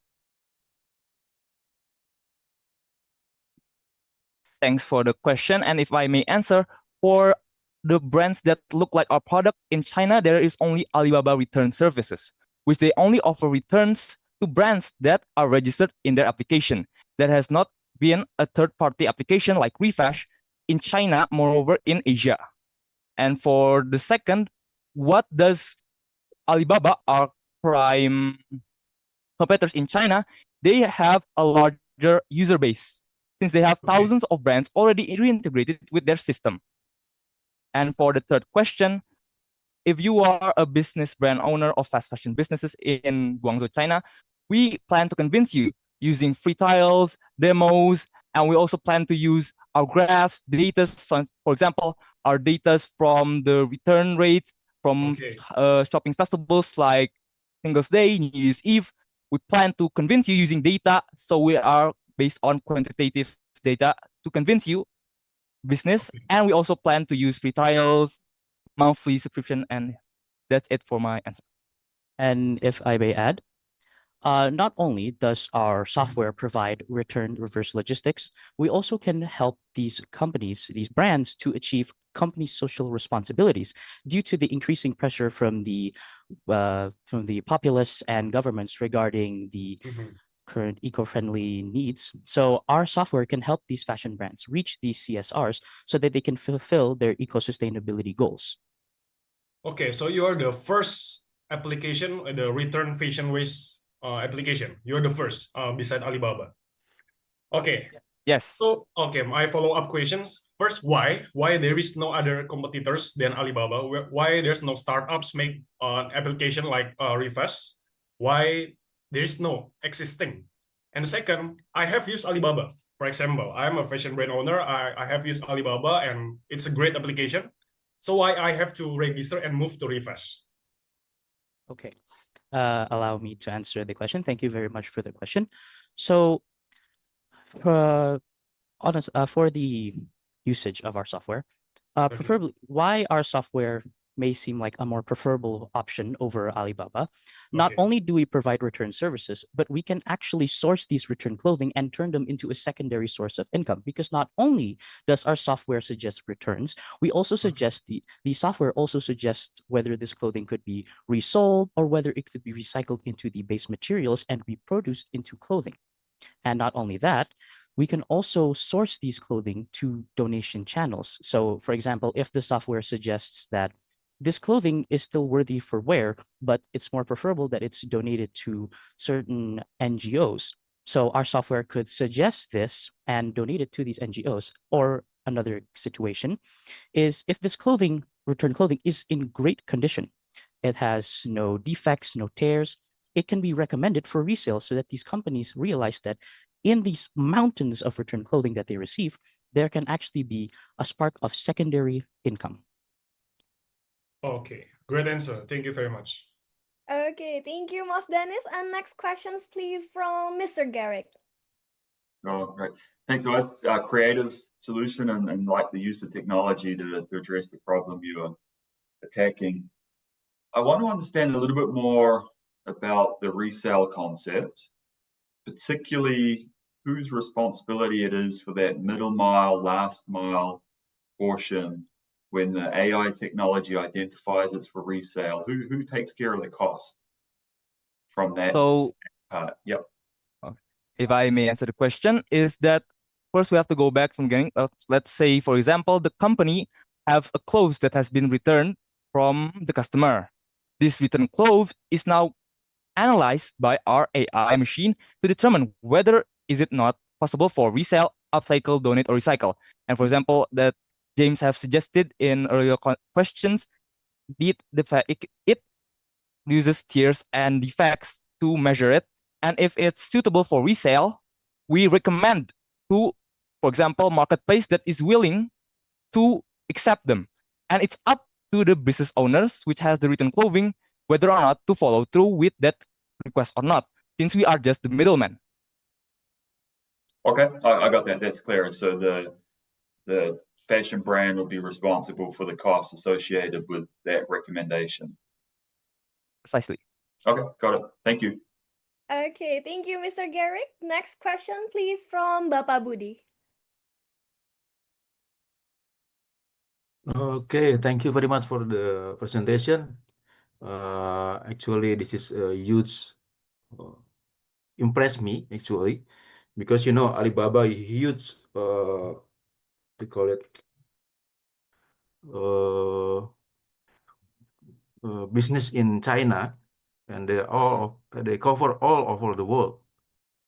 I still thinking about your idea, because this is very very. I think this good, but you need more what we call it, more money to process it, because you have to head to head with Alibaba actually, because from the system, from the maintenance, from the staff, they already have good all of them. So how do you think you can compete with this competitor? That's my question. Thank you. Thanks for the questions. And if I may answer, as we are competing with Alibaba, we also have to have our costs so we can actually compete with them in fair terms. But for our first year, we will have an initial capital of 460,481 Chinese yuan. We will capitalize that to make our software and office in Guangzhou, China, located there. And then we will try to onboard software developers from all over Guangzhou so that we can make a more efficient route. And even if Alibaba decided that they wanted to copy our idea, we have IPs protecting us, and we have a head start using our data feeding AI machine learning, which takes time to actually be the best at what they do. That's it. Okay, can I continue? Yes. How you engage with the government in China, because they are very protected with the this application from outside China. For that, we will also comply with every legislation that is in China, as we have also signed our Okay. company in an Thank you, FWO. Refash team. And I'm sorry, the time is up. So thank you so much, Pak Budi. And everyone, let's give a big round of applause for Refash team. Okay, great job. And now, here we can see that Refash is providing a return waste application connecting fashion brand owners using machine learning and up-to-date technology to ensure smooth experience to each of its user. So now, pretty curious what we might have next. And without further ado, hi there, IRA team from SMAN 1 Wonosobo. Hi. How are you? I'm great, thank fine. you. How about How are you? you? Okay, I'm fine too, thank you. And operator, please, you can share the presentation screen. So, here, Ira team, are you ready for today's presentation? Yes, of course. Ready. Wonderful, you may start your presentation now. Good morning to all participants. The honorable judges, I am Aidil Somalika. And I'm Maritai Suara from IRA Team SMA Negeri 1 Wonosobo. Today, we will show you how Rico is able to solve the fast fashion waste problem. Let's go back in time. Who here used to play traditional games? Now, imagine those games reborn by eco-friendly innovation and ready for the global market. Introducing Rico. Play the old game with eco-innovation. Fast fashion is a global crisis in disguise. Every year, Indonesia generates around 1.8 billion tons of textile waste, with approximately 60 until 70% of it originating from the fast fashion industry, equivalent to 1.8 until 1.26 million tons of waste. Clothing consumption in the world continues to increase year by year and is projected to pass 100 million tons by 2030. This means that without change, waste will continue to grow significantly. As fast fashion waste continue to grow rapidly in China, especially in Xi'an, we see not just a problem but a unique opportunity. By combining clothing waste with educational needs, we uncover a powerful potential in Xi'an market. So, what's the solution? That's where Rico come in, a traditional and educational project made from fast fashion waste. Rico is the first innovative and eco-friendly eco-breaker product that comes with a packaging bag made from fast fashion waste with a mixture of natural for coloring, glowing, and adhesive. With one set of Rico carries 1 kilogram of fast fashion waste, and Rico carries fast fashion waste by 10 tons per year. Xi'an is a tourist city, making a strategic place to market our as an eco-friendly, educational, and cultural product. Our target market focuses on primary, secondary school, cultural museum, and eco clubs. The large number of schools in the city makes Rico the easy introduce educational to preserve traditional games. Rico, two-in-one product as an innovative board game that is environmentally friendly and functional packaging with a compact and weighing only 1 kilogram. Each set includes 169 game pieces. It's designed to be portable and easy to store and making it perfect for both play and convenience. And when customers buy Rico, what do they get?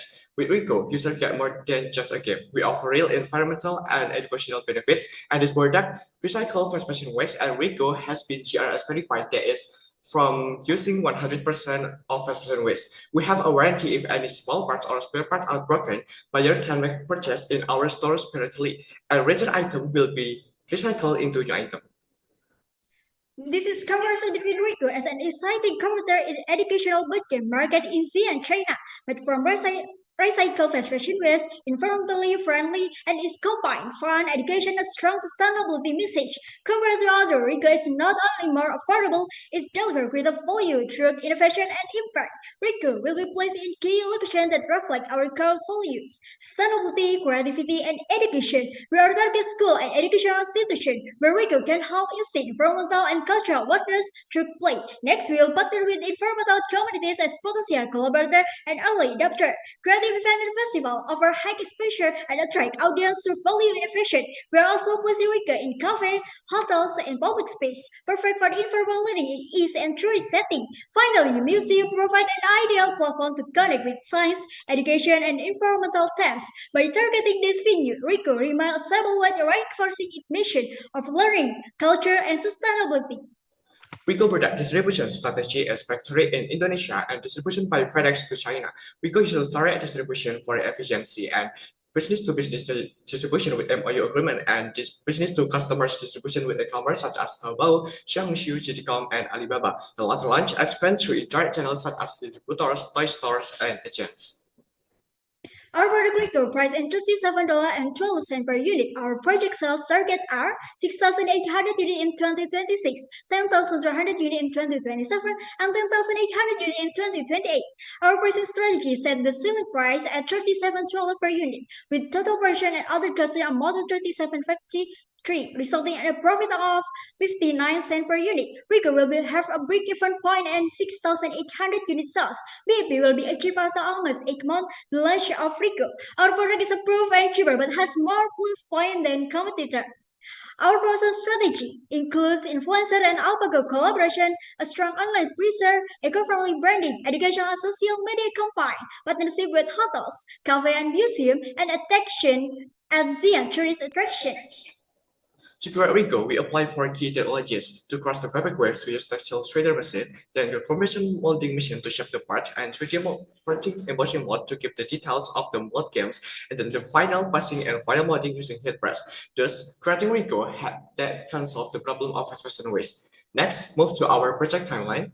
In 2025, we'll begin our research and development phase. By 2026, we plan to launch Rico, and by 2028, we aim to scale up production to 900 units. Then, what impact do we get? Of course, the main one are reducing fast fashion waste and promoting sustainable education and culture, preserving traditional games through innovation, and supporting campaigns to raise awareness about fast fashion waste. We have also clear goals to measure our success. In the short term, we aim for successful launch, positive feedback, scalable production, and focus sales to school and communities. Looking ahead, we plan for eco-factory development, break-even point in 8 months, become a trend education trend, reduce textile waste, expand product and market, and partner with Alpago.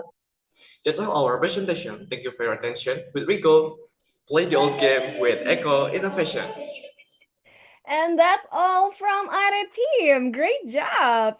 Love the energy, and I can't help but to notice the matching headset. It's adorable. Now let's move on to the Q&A session. I'll give the chance to Mas Aldi, please, to fire the first question. Yes, I really like the applications because it's a Chinese traditional game itself, and it's really going into the Chinese market itself is pretty easy because Go chess will be nice. Unfortunately, once again, I think one of the problems or the questions that I would like is based on the materials itself. So you're using unsorted fabric waste for the whole products, or just the polyester for the stones, and for the board itself, do you use it for what kind of materials do you use for the board? All right, thank you for your question. Just allow me to answer. We use fast fashion waste and polyester textile, and we are currently working with local textile waste and thrift plants, so especially in West Java, in collaboration with local fashion brands to utilize waste production pieces. And we, through Create Rico, we have 4 key technologies. Then the textile shredder breaks down textile waste into fibers and compression molds. Its compressed fibers solve solid Rico components together, and they're great and efficient. So scalable recycling is processed and 3D printed embossing mold to give the details of the mold. So they do final pressing and final molding using heat press, just creating Rico that the board. What is the binder?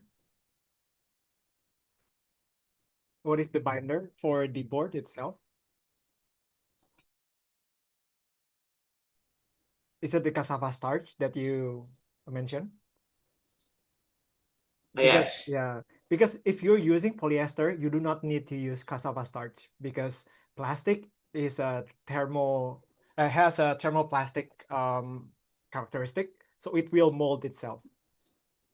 Yeah, unfortunately, unfortunately, I think you should not use polyester. I think if you want to make it a sustainable materials, I think for the goal. I think because have you done the prototyping as well?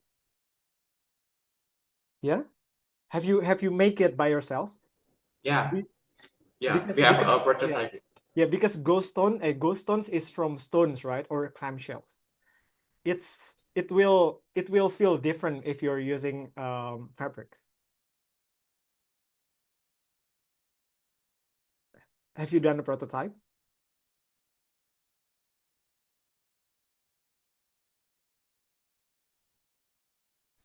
Yeah, you have done. Oh, you have done the prototyping.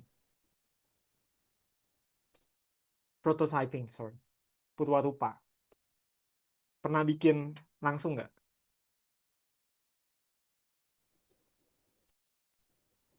For to create prototyping, we use the technologies to canvas. So we have done to create in real. I see. Okay. Okay. Right. Thank you. Thank Okay. you. Thank you, Mas Aldi. And next question, please, from Mas Dennis. Okay, thank you very much for the presentation. The products is really, really good. But as an investor, okay, I want to see your pricing strategy and also financial plan. Your profit per unit is listed only $0.59. It's a very small, very, very, very small profit. And it's not interesting as an investor to do business with this financial plan and also pricing strategy. It's a very, very slim margin, only I think 1.59%. It's not good enough for the profit for the startup. So my question is, why the price why the selling price is $37.12 US? Why not more expensive, like maybe 99 or 150? Why the selling price is only 37, which is the profit only $0.59 dollars per unit? It's very, very small. You have to sell a very huge of your products to the markets, and as a new product, it's really tough. So that's my only question: why the profit margin only 1%, and how is your strategy to maintain the business growth and also the profitability of the business? Thank you. Okay, thank you for your question. Let me answer. There are bonds to every production such as take payment that are made annually. This creative fee the one time only. The break-even point the range quickly because most of the costs included in the CPS are annual expense spent once only, such as certificate, trademark registration, or key production tools. There are significant upfront investment, but not recur monthly, making the monthly operational cost relatively low during the first 8 months. However, the profit are part low because early stage revenue is still big. The used to recover this initial investment. Additionally, we apply the low margin pricing strategy in the beginning to penetrate the market and attract more users. Over time, once the annual costs are covered and sales volume increase, the profit margin is expected to grow significantly. Let me to answer this question. So small profit margins and 100 per unit. So how to increase profit? We plan to increase profit through mass production to lower cost per unit and shipping ons per month, and just reducing shipping costs and product bundling with special edition. For example, with metal production such as Barbie or Disney or educational materials, and direct to consumer distribution through marketplaces and events, so reducing reseller costs. Okay, let me add the eco cost in through the factor quality recycled raw material fast fashion waste in select clean and responsive and high standard product strong and safe material, and then recall from the natural dye using a natural mass a cloak or premium adult, which are render a longer manual process but a safe and environmentally friendly. And then strict quality control, each unique aspect to ensure product durability and safety, multifunctional and environmentally friendly packaging, and the RICO have a packaging as accompanied by free packaging in the form of cloth bag that can be used as shopping bag and wrapped in honeycomb paper wrap, which is strong, natural, and plastic free. Okay, final question. So you are the founders of the business. So how much is your target as the profit margin for the products? Your long-term profit target percentage per products units as a founder.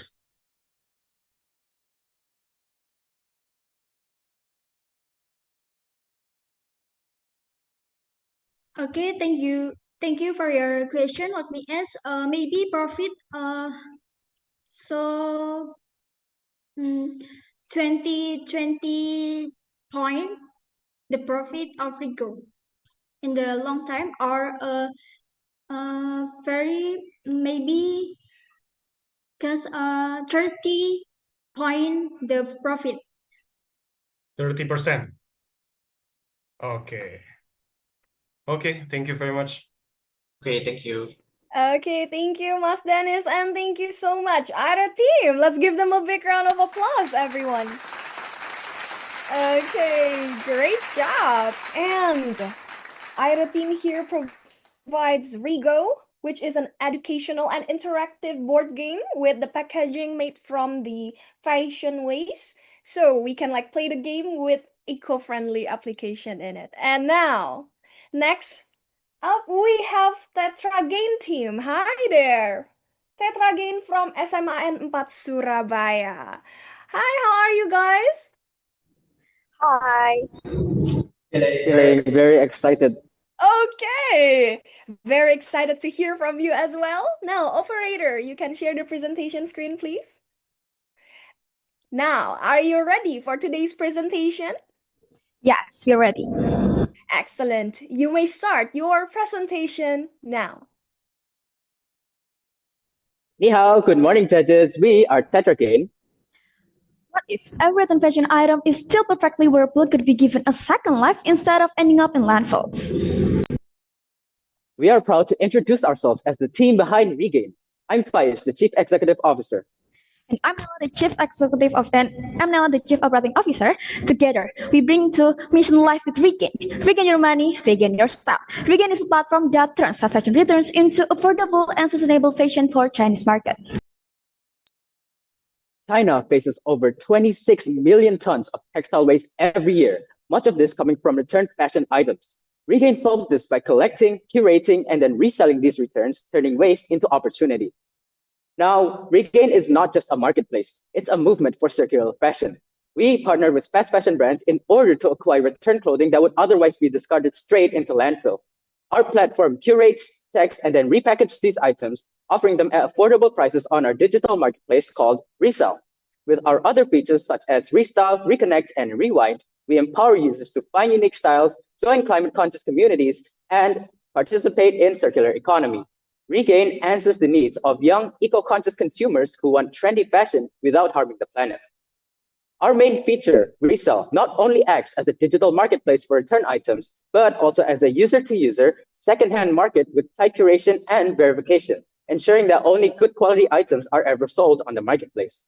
Our other main features are Restyle, which is an AI assistant for fashion personalization and recommendations, Reconnect, which is a community hub for users and activists to discuss sustainable fashion and climate, as well as Tracking, which is a feature that allows users to track how much textile waste and carbon emissions they've saved by shopping Regain.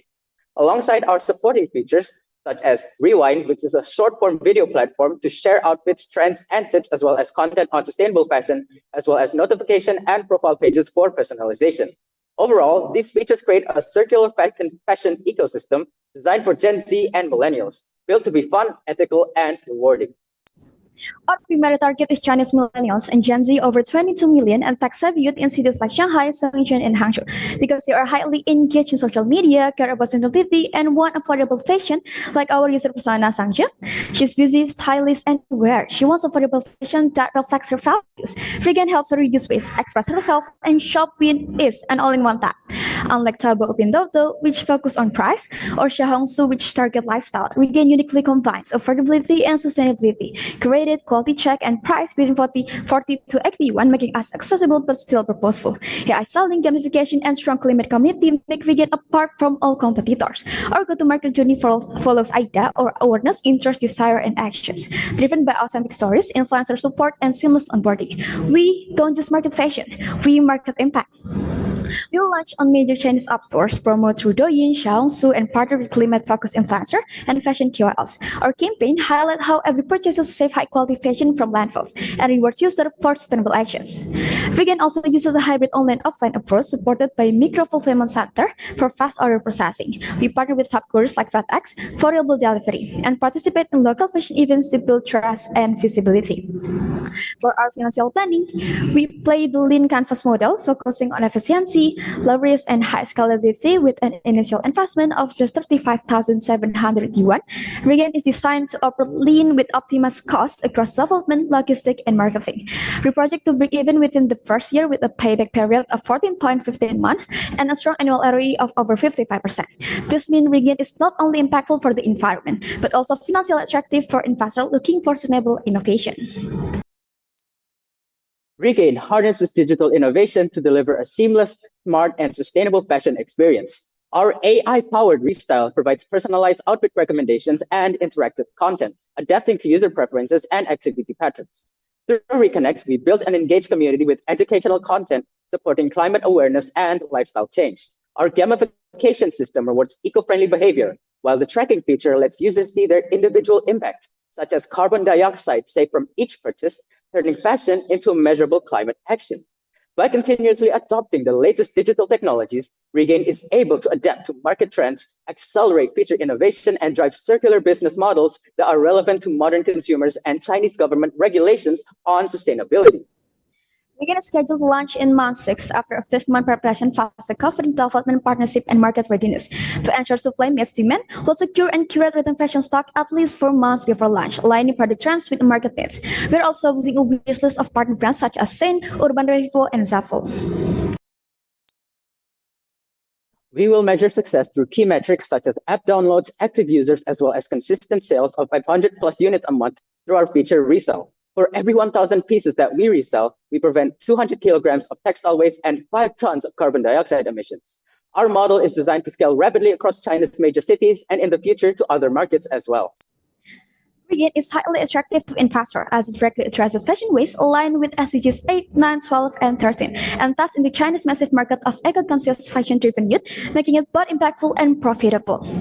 In a world where fast fashion moves fast, Regain slows down the waste and turns it into style, stories, and sustainability. With Regain, let's giving fashion a second life and building a more sustainable future for China and beyond. Regain your money, regain your style. Thank you. We are ready for further discussion with the judges. And that's all from Tetra Gain team. Great job. Now let's move on to the Q&A session. For this round, please, Mr. Garrick, fire the first question. Sure, thank you. Thank you, team. Good job and an interesting concept. And I like the focus that you put to the investor, which is who you're pitching it at. So it's a good job on that.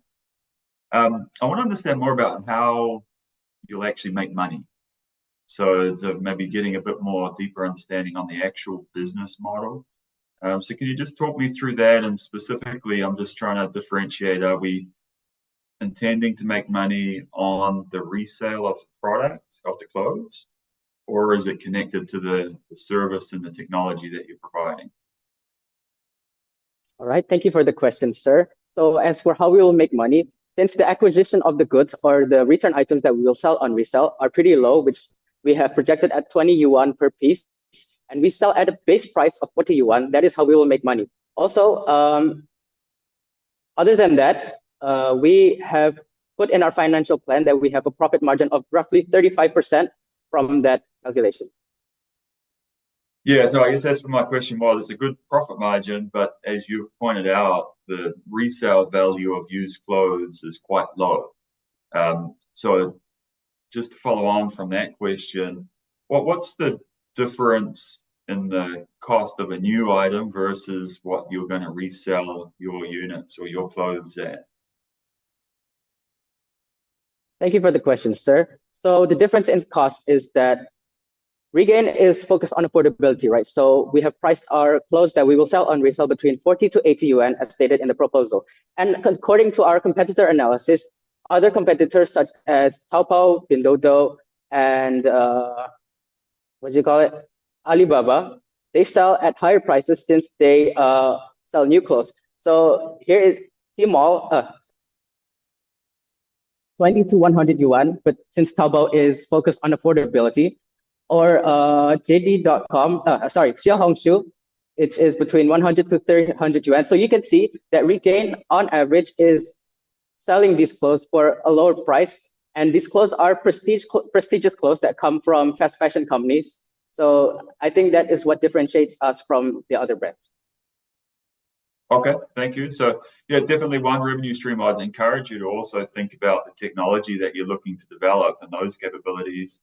There's possibly some opportunities to make some money there as well. But thank you for the questions and for the responses. Okay, thank you, Mr. Garrick. And next question, please, from Bapak Budi. Okay, thank you for the enlightened presentation. I have one question for you. How can you prepare a solid team to cover, for example, you have really chosen the Santung area, right? In short time, can you manage staff and also the people to work with you in the short time? Thank you. I'm really sorry, sir. Could you please repeat the question? Oh, yeah. How can you prepare a solid team to cover such an area? For example, you mentioned about the Santung, Guangdong province in a short time, I think, because it's difficult to make a team in short time. So China is big country, and also they're thinking about their salary. That is important. Have you know about this country? Thank you. Okay, so thank you for your question, sir. In order for us to form a team that will be ready to handle all of the logistics as well as the operations of Regain, we will partner with top universities in China in order to look for tech-savvy graduates where they will be given a promising job prospect in Regain. And with our initial investment, we believe that with our initial investment as well as profit margins, we believe that we will have enough revenue in order to give these staff a good salary. Other than staff for talent, we also will be collaborating with local career services as well as micro-fulfillment centers in order to streamline our logistics and ensure that all shipping is done accordingly.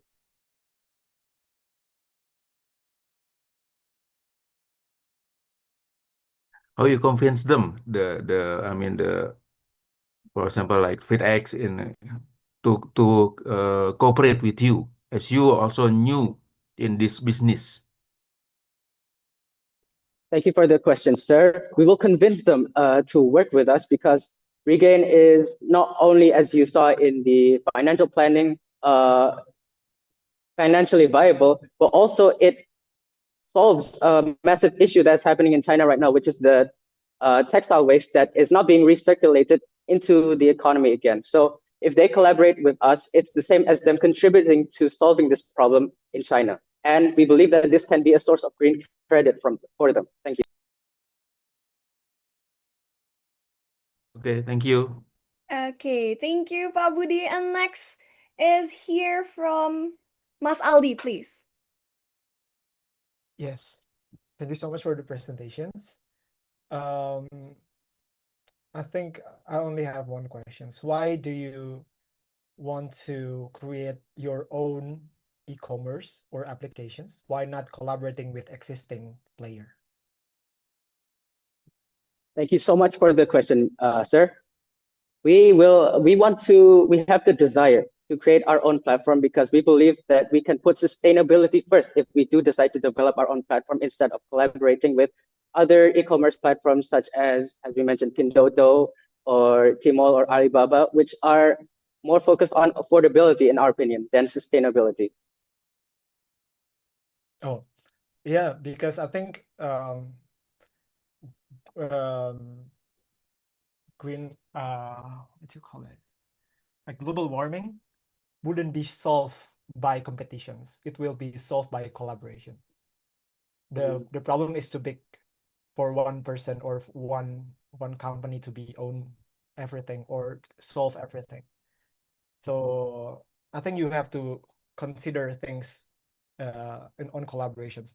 And also, I would like to ask about like what the kind of offline assets that you have or you're planning to have, because I saw that you must need a lot of like warehouse for all of those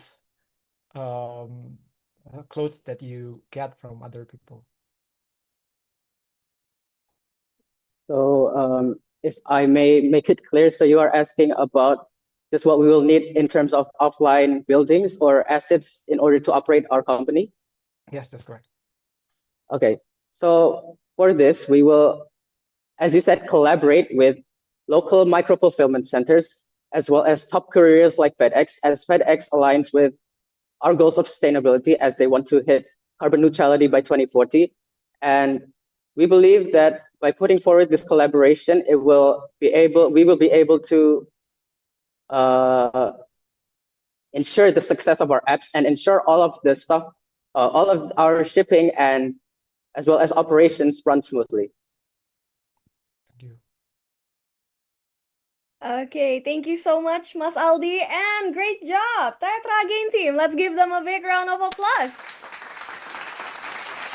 Okay, and here Tetra Gain provides Regain, which is a sustainable all-in-one fashion app that recirculates returned fashion items, which will give them a second life or second chance in the market. Now, next, moving on to the Nint team here today. Hi, Fiber Chain from SMKN 15 Jakarta. Hello. Hello. So, how are you? I'm good today. Okay. How are you?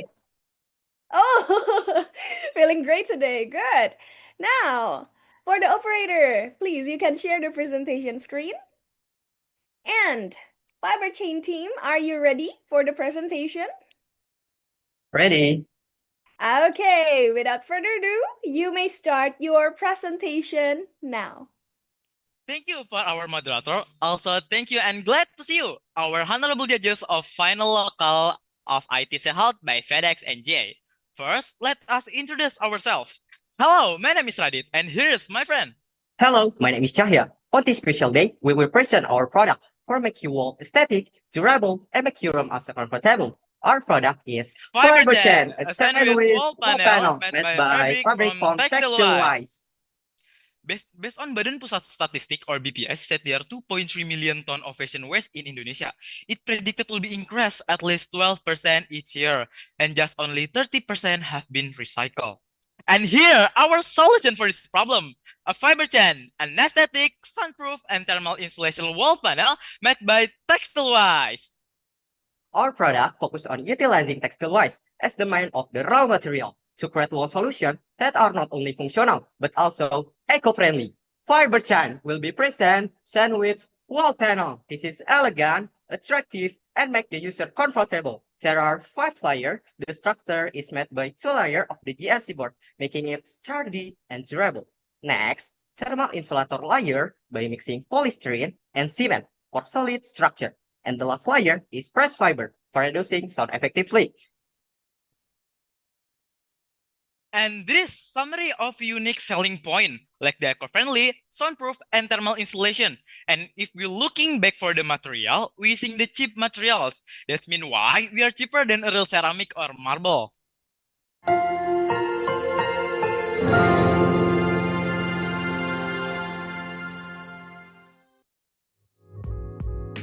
Sandwich wall panel. an eye-catching wall panel for house, apartment, and office. Made of GRC board, make it durable. Do you want to have a luxurious room with the wall looks like marble but cheaper than a real marble? Use this wall panel. Overheat in summer or cold in winter? Our product have up to 7 degrees Celsius of thermal absorption. Want a comfortable room without noise from outside? This wall panel have 23% of noise reduction. Use wall panels from Fiber Chain. They are durable, look luxurious, have thermal insulation, and provide sound reduction.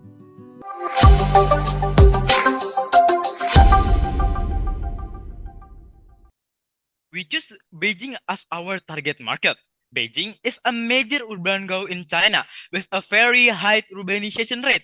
The city expands massive infrastructure development. Distribution is easy because it is close to port in Tianjin. The Beijing region has quite extremely temperatures, both in summer and winter, making thermal insulation and sound reduction providing extra comfort for homeowner. Okay, what about distribution? Product will be made in Indonesia and shipped to warehouse in the Beijing. And for our main target are major house developer like Poly Development, China Pancake, and Longxin Group. This approach to keep us close to key project and meets the growing demand for urban house construction. Total distribution time from Indonesia to China will be done via sea route from Tanjung Priok to Tianjin and delivered to Beijing with a total time of 25 until 30 days, and we will work together with Evergreen, Costa, FedEx, and other freight forwards. We are utilizing China's local logistic infrastructure to maximize our efficiency and support distribution to Beijing Bumi construction market. We use the concept of AIDA like awareness, interest, desire, and action in our marketing. We have two phases of marketing strategy. On the first phase, before we mass produce, we focus on building awareness and interest. We build website, green campaigns, contact home developers, and create unique product content that we will publish on Douyin. We also establish cooperation with our suppliers, especially suppliers of fast fashion waste providers. On the second phase, we will start mass production while participating in exhibition, expanding our B2B network with local home developer of houses, apartment, and maybe office in Beijing. We focus on building B2B network. Product certificating according to Chinese standard is also important for us. In this phase, we try to build desire and action from our potential buyer. Okay, we analyzed the competitor. The first is China BNBM, was wall panel, the money of something as ours. However, all panic block noise better about 39 decibel, which is 59 decibel quieter. 10 most other and keep the room up to 6 Celsius cooler. The second group is regular GFC sellers, who only offer the simple decorative board without extra sound or heat protection. Besides this advance, all panel meets China GB X624 fire safety standard and are made with sustainable in mind, giving us a clear edge over both competitors. What about technology application? To make customer finding the right match for our product, we create a website. Check our website, you can edit and preview your design before making a purchase. It's easier, more practical, and match your preference. We also have a machine called the Refab engine, which functions to convert fast fashion waste into fabric, which can reduce noise and sound. And this is finally our financial plan. Our business cycle is around 3 years. In 3 years, we plan that we will have sold 2,000 units. We will reach our break-even point when we sold 8,003 products. Based on calculation, we can reach break-even point in 70 months of our operation. We need initial investment about 4,950,000 yuan, which is 75% from our COGS and shipping costs. The payback period we can return our potential investment is 1.8. Finally, our net present value is around 2.6 million yuan, which is positive. That means this business is feasible. And that's all for our presentation. Thank you for all of the judges. We hope our marketing entry strategy has good impression to all of you. Okay, there is any question for the judges from the judges? Okay, and that is Fiber Chain team. Great job. Now let's move on to the Q&A session. For this round, please, Mas Dennis. Okay, thank you very much for the presentations. Good products and also good video, and also very impressed. And as I look after your competitor analysis, I saw that the many competitors also focus on the sound absorption and also sustainability, especially in China, as China is, I think, one of the largest same products as you are developing. So my question is, what exactly is your unique technological or design that cannot be easily copied by the competitors in China? Because as we know, China is a great copiers in a positive way. And if they look after your products and it's successfully in China, so your competitors in China will copy and also will sell in lower price. So what is your strategy? So your unique technology, your unique proposition, your differentiations cannot be easily copied by the competitors in China. Thank you. Okay, we're gonna selling the first for a unique product, like the first down, like you can edit whatever you design for the developer houses, and this is well sandwich panel that include the design. First is design, durability, and the sound reduction and thermal insulation. The four units is the main of our like the power, because no, and we're looking for the competitors. No, there's no one copying us. We are the first product when we're looking for the maybe internet or maybe another news. We are looking. It's no one good as like we are. And when the others company can copy our product, let's think first. This is the first step of our product. We can make more innovation out this. When we have another money, we can make another future in the future. Like more maybe you can adjust the layer, or maybe for the example, when you're gonna put this molding wall in the office maybe you don't want to look your home so boring on the tipping for the typing for the other office. You don't want to hear it. You can adjust by in the website maybe in the future, like you adjust the and density of the what this mean the recycle fabric, like that, from the reduce the noise. Okay. Allow me to add, my friend. Our technology is not easy to copy in China because it uses a special system called the Refash engine. This machine can sort different type of fabric waste and combine them based on the correct material. Also, we use smart design on our website that allow customer to custom their order more than just the machine. We have full system for collecting waste, recycle to create strong and beautiful wall panel. This full system is hard to copy without knowing every step. Okay, thank you very much. Okay, one other follow-up question that. Okay. This is a market entry strategy, right? Yes. But you mentioned that your competitors is BNBM. I think BNBM has a very strong brand equity and wide distribution network in China. You are guys from Indonesia. You want to market entry in China. How is your strategy to build the brand recognition and trust, especially among the architects, contractors, developers? They already know BNBM and why they should buy from you. That's why in promotion strategy we come to exhibition, and when we looking for them like the wall, so many developers gonna choose BNBM products, like the basically just normal product like BNBM, just a typical the basic of product. And that's why we come to exhibition. In exhibition we can test our product. So in the offline phase. In the offline phase, we're gonna build the small room. That small room, we're gonna place our product in there. And from the outside, maybe we're gonna play a big speaker or radio in outside, or gonna and blow the hot air in the outside into the room. And the developer also gonna come to the small room and gonna feels that effectively our product. They don't just see the data on our website or maybe just a paper. They can just feel it in offline. They can touch it. They can feel effectively what the good our product is. This. Okay, wonderful. Thank you very much. Okay, thank you, Mas Dennis. And next question, please, from Mr. Garrick. Sure. So it's a similar question, but from a different angle. Hey, how you doing? So look, as mentioned, right? So going into a new market, entering a new market, highly competitive. One tactic that existing competition may use is to try and squeeze you out by lowering the price, so making you less competitive. I know the margins are already quite thin. You're just at about 10% margin. So how would you counter price pressure that's created by the competition? How do we counter the pricing strategy? Is when we're looking for the material, we using the cheap materials, by the way. That's easy to find. And we're looking back for the what we say the few minutes ago.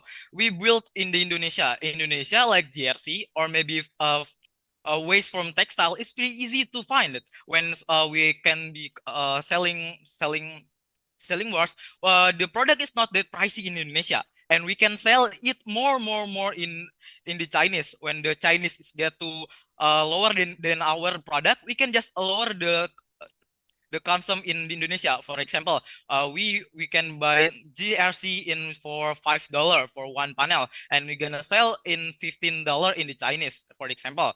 And we Chinese gonna sell for $8, just lower than us. When that is why we are using Indonesia for the production product. Indonesia is very easy to find jersey. It's not that pricely Indonesia, and the textile is not that hard find. It's not that fine too, and cement is not that hard too. But how do we counter the strategy? We use Indonesia for the production to minimums the budget for the materials. Okay, allow me to add. To win without lowering the product price, we can focus on value, not just cost. We saw that our panels save money in other way, like faster installation, better insulation, and long-term durability. We also highlight that our panels are eco-friendly and help the proper meet green building goals. By offering custom design and strong customer service, we make our product more attractive. Developers don't just look for cheap price. They also want quality, speed, and support. That's how stay strong.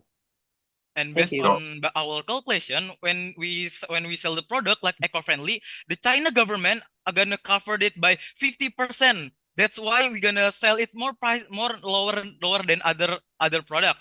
50% is the big number for the product. Yeah, it's just gonna when you say again, what we're gonna do is pricing strategy. The government Chinese is already covered by up to 50% for covered little bit out of our product. Yeah, like that. Okay, so look, and just we've got short time. One suggestion would be to look at your supply chain costs and maybe think about where you want to do the production. It's expensive to move a product like that between Indonesia and China.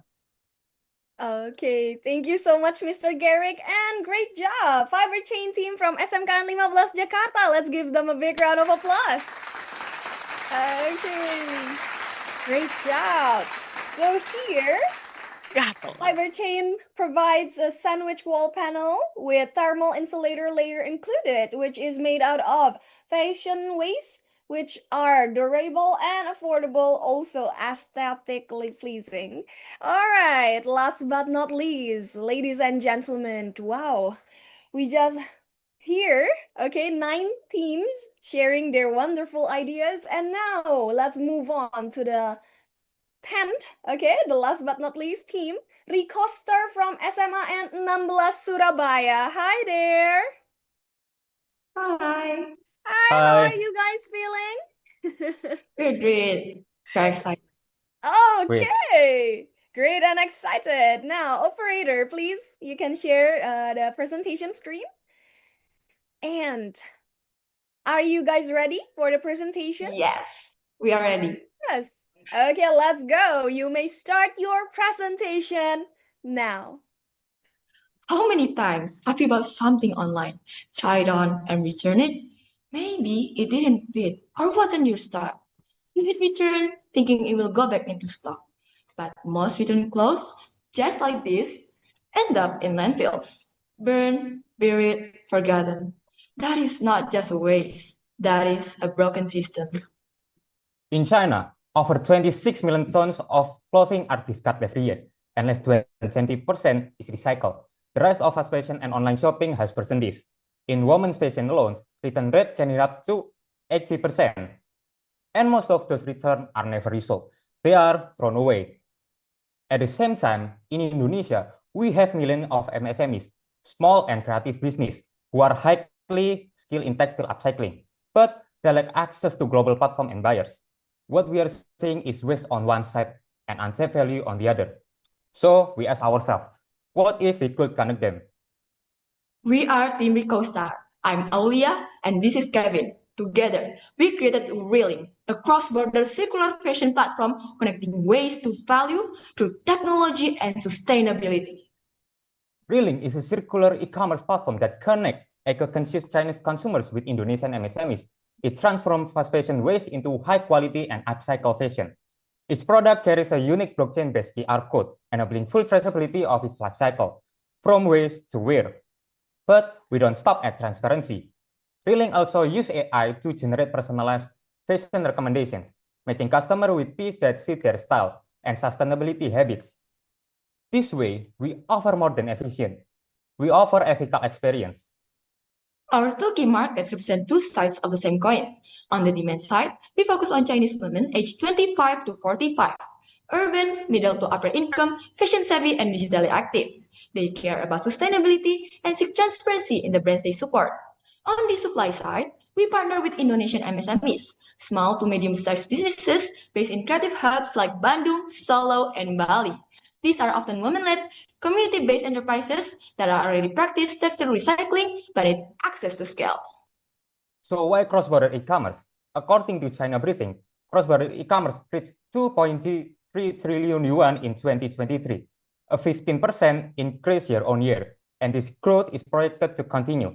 Meanwhile, Indonesian MSMEs contributing 60% to national GDP remain under-leveraged in textile upcycling. Reeling connect these two realities, unlike platforms like Taobao or Xiaohongshu that offer eco products without traceability or impact transparency. Reeling uniquely integrates blockchain, AI, and robotic automation in one system. This approach positions Reeling as the first mover in a growing and conscious market. Our process starts in China, where fashion waste is collected and sent to our Shenzhen warehouse. Object recognition AI and a 9DOF robotic arm source materials, each step with a blockchain-linked QR code detailing origin, type, and timestamp. Sorted items are shipped to our Surabaya warehouse via FedEx International Priority. There, a 6DOF robotic arm supports stitching and coloring. MSMEs receive materials with AI tools guiding design based on China's trend. Finished products are shipped back, listed on Reeling WeChat integrated platform, and delivered using green logistics. Each item carrying a verified and sustainable story. To ensure smooth cross-border operations, Reeling is fully aligned with both countries' regulations. In China, we comply with DGACC and e-commerce law for traceability and data transparency. In Indonesia, we work with MSMEs that meet export-grade production standards and adhere to Ministry of Trade regulation. Blockchain integration strengthens traceability and reduces custom clearance risk. Now, let's talk numbers. Reeling monetized in three ways: a 20% commission on every sale, a 1,500 yuan lifetime membership fee for MSMEs, and a tiered customer subscription, plus Pro and Premium. Our product price range remains competitive. Compared to other platforms, Reeling sits in the middle to high range, backed with our strong value proposition. Promotion-wise, we balance storytelling and technology. Our marketing strategy used in April's artisan videos and from waste to wear content. We collaborate with KOLs and eco-conscious influencers across Xiaohongshu, WeChat, and Douyin. Every campaign is backed data-driven targeting, loyalty incentive, and subscription benefits. Financially, we have allocated 2.75 million yuan for MVP and pilot phases. By Q3 2026, we will fully launch, aiming for over 5,000 transactions and quarterly growth. We project 45 million yuan in transaction value and 17.6 million yuan in profit by Q4 2028 with 60% profit margins. Our break-even point is in Q1 2028 with an expected ROI of 539%. To reach our goals, MVP planning starts in June 2025 with tech visibility and partner outreach. From July to October, we'll build the platform and onboard 15 MSMEs. The pilot runs November to May, scaling to 75 MSMEs and 1.5 tons of waste monthly. By June 2026, we'll launch fully with 2,000 MSMEs and process up to 3 tons of waste monthly using AI, blockchain, and automation. And what about impact? By 2028, we aim to divert nearly 297,000 kilograms of textile waste from landfills, avoid 600 metric tons of CO2 emissions, and create over 5,000 jobs. Reeling directly contributes to SDGs 8, 9, 12, and 13. With this, Reeling delivers scalable growth alongside measurable impact. And we are just getting started. I'm Muhammad Kevin. And I'm Srista Aulia. Reeling, be stylishly linked, be sustainably yours. Thank you. Okay, and that's all from Recoaster team. Great job. Now, Thank everyone, you. let's move on to the Q&A. Okay, first question, please, from Bapak Budi.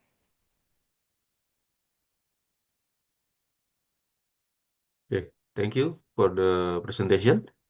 I have one question for you. First, how do you introduce your business to potential partner in China and ask them to join with you in this business? Thank you. Okay, thank you for the questions. So, how are we going to introduce our business to the potential partner in China? So, we will tell them about what this reeling is. Reeling is a circular fashion cross-border e-commerce where we will solve the problem about the problem in fashion waste in China, where 26 million tons of waste in there, but less than 20% is recycled. But we also know that in China, there's 80% of return. And for the logistic parts, we need them to partner with us because our target market is in urban cities, Tier 1 and Tier 2, such as Shenzhen, Guangzhou, and then there is Shanghai and Beijing. They are far away from Shenzhen warehouse. We know that. But we really have timeline distributions where we collect waste and send our upcycle fashion product from when demand is changing. So we have the stock on the Shenzhen. And other than that, we also know that in China, they have an interest in sustainable products. And our products is upcycled fashion products.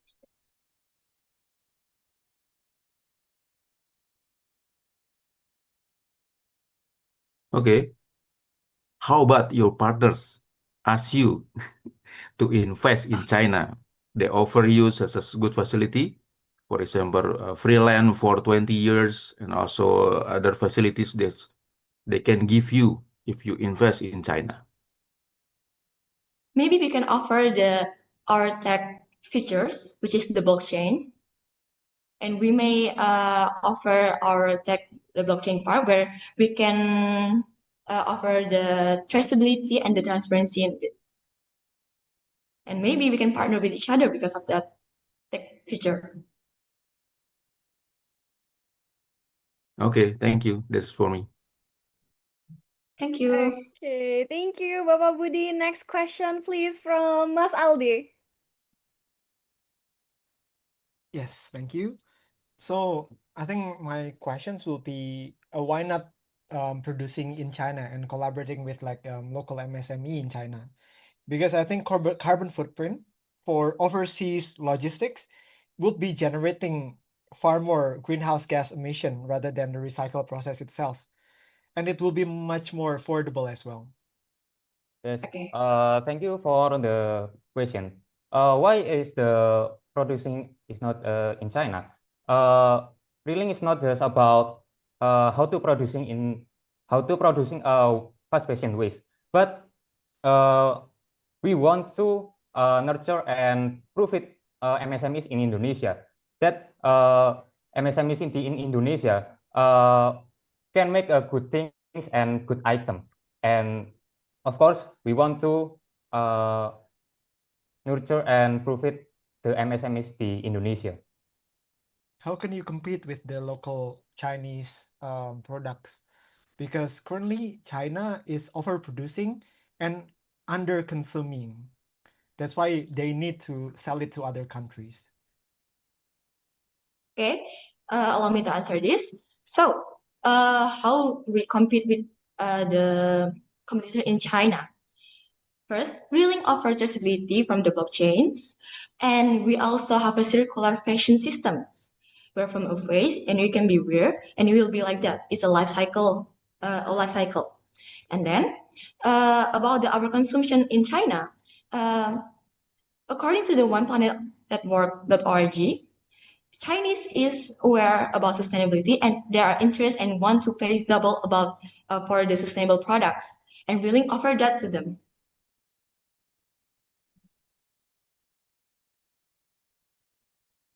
Okay, thank you, Mas Aldi. And next question, please, from Mas Dennis. Okay, thank you very much for your wonderful presentations. Actually, my question is similar like Mas Aldi. You promoting sustainability, but honestly, as my observation, your operation is not sustainable because you ship raw materials from China to Indonesia and back again to China. So have you done the carbon footprint analysis because it costs a lot of carbon there?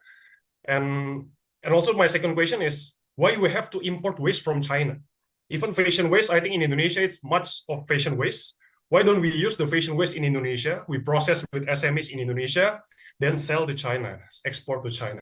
I don't understand why we have to import the waste from China because there's no objections that we have to import the waste in China because in our country there's so much fashion waste as well, and we can use it and process it in Indonesia and sell to China. Thank you.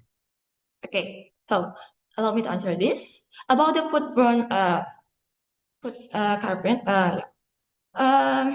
carbon footprint. Yeah. This is why we choose Shenzhen as our warehouse and Surabaya. Other than because of their ports and they support about for the tech infrastructure, they are close with Indonesia and China. And then from the Shenzhen itself, they will send it with the green logistic in China to other cities. Then for the why Indonesia have to import waste from China, we see this as an opportunity for Indonesia MSMEs to go global. We giving an access to scale for the Indonesia MSMEs because by the Ministry of Erlangga, Indonesia MSMEs is contributing to the 60% of GDP from our country, but they don't have an access to scale. They have the skill. Yeah, why we have to use the Chinese waste? Yeah, because why we use the Chinese waste? This because for the Chinese to be interested with us, we have to use their waste, so they will want to accept our products, accept the product from the Indonesia MSMEs. Okay. That's the point. Have you looked after the costs because it's yes from China to Indonesia to this China, why? and you use the green logistics, it will cost higher. Is your products will be competitive in local markets in China? Yes, because we already look at it and we already calculated, and that is why we integrated with some techs like some automated robotics and the blockchain traceability and all of that. Maybe you guys will think that it will cost higher because with the technologies, but it is for the long terms. Okay. As you can see, the ROI of our reeling is reached 529%. Thank you so much, Mas Dennis, and thank you so much, Recoster team from SMA 16 Surabaya. Let's give them a big round of applause. Great job. And to all of our judges here, you may finish the assessment, the final assessment, and I believe it must be pretty tricky since all of our 10 finalists here today really share their wonderful ideas with us, so it can be like a bit of dilemma. And I would like to also thank our judges for the questions and also advice given during the assessment session. And now, that's all the 10 presentations from all of our 10 amazing finalists with innovative strategies that demonstrates their entrepreneurial and business skills in the international trade. Please give a big round of applause to each and every one of our finalists here today. Great job! And I believe that the judges will need more time to decide, okay? So please, we will have a break time for the judges to finalize the result and deliberate the result of the assessments. And honorable judges, you may move to the breakout room to finalize the results of the assessments, which will be followed by judges' deliberations. Please click the join button when it appears on your Zoom screen. And to everyone, please stay tuned for the awarding ceremony and do not leave the Zoom. If possible, you may also keep your camera also opened, all right? And I am Marissa. See you on the awarding ceremony.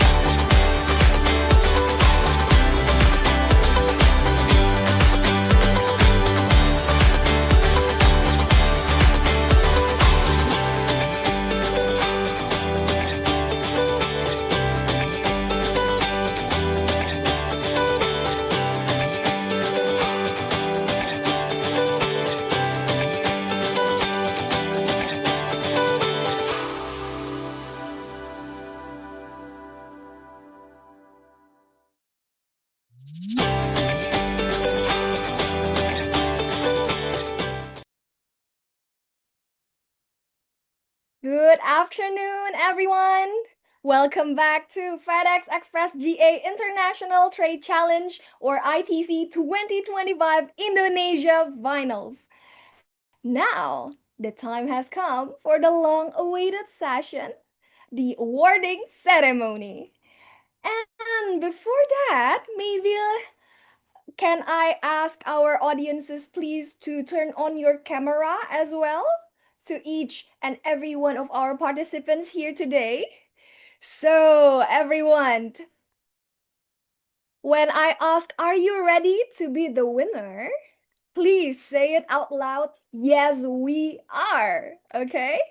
Now, in the count of 1, 2, 3. Are you ready to be the winner? Yes, we Yes, are. we are. Okay, let's do that one more time, but this time even louder, okay? I assume maybe you already have your lunch, so give it your very all, okay? Now, are you ready to be the winner? Yes, we are. Bravo! Excellent! Now that is our participants here today. And those of you joining us on YouTube live streaming from Prestasi Junior Indonesia's YouTube channel, hi there, welcome back. And I believe you are as nervous as our participants here today. And now, in this 5th year, 10 teams have demonstrated their innovative ideas in international trade, creating a market strategy for a product that reduces fast fashion waste from returns by designing eco-friendly solution for China as the target market.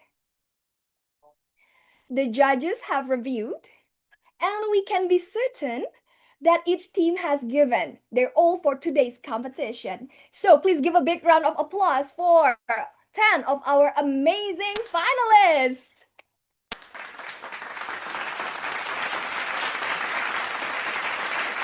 However, only 3 champions consisted of 6 students who will be chosen to compete in the Asia Pacific Finals in Singapore. Before we reveal the winners, we will have the judge representatives to give a speech about how this event went and how difficult it was to choose the best 3 teams among the others. So, please join me in welcoming Mas Aldi to deliver a few words of today's assessment. So, how are you, Mas Aldi? I can see like the Alright. stressed look from hard deliberation. Yeah, okay. Thank you so much. Good afternoon, everyone. Distinguished guests, mentors, value judges, and of course, our brilliant students. Let's be honest, the challenge you were given was crazy hard.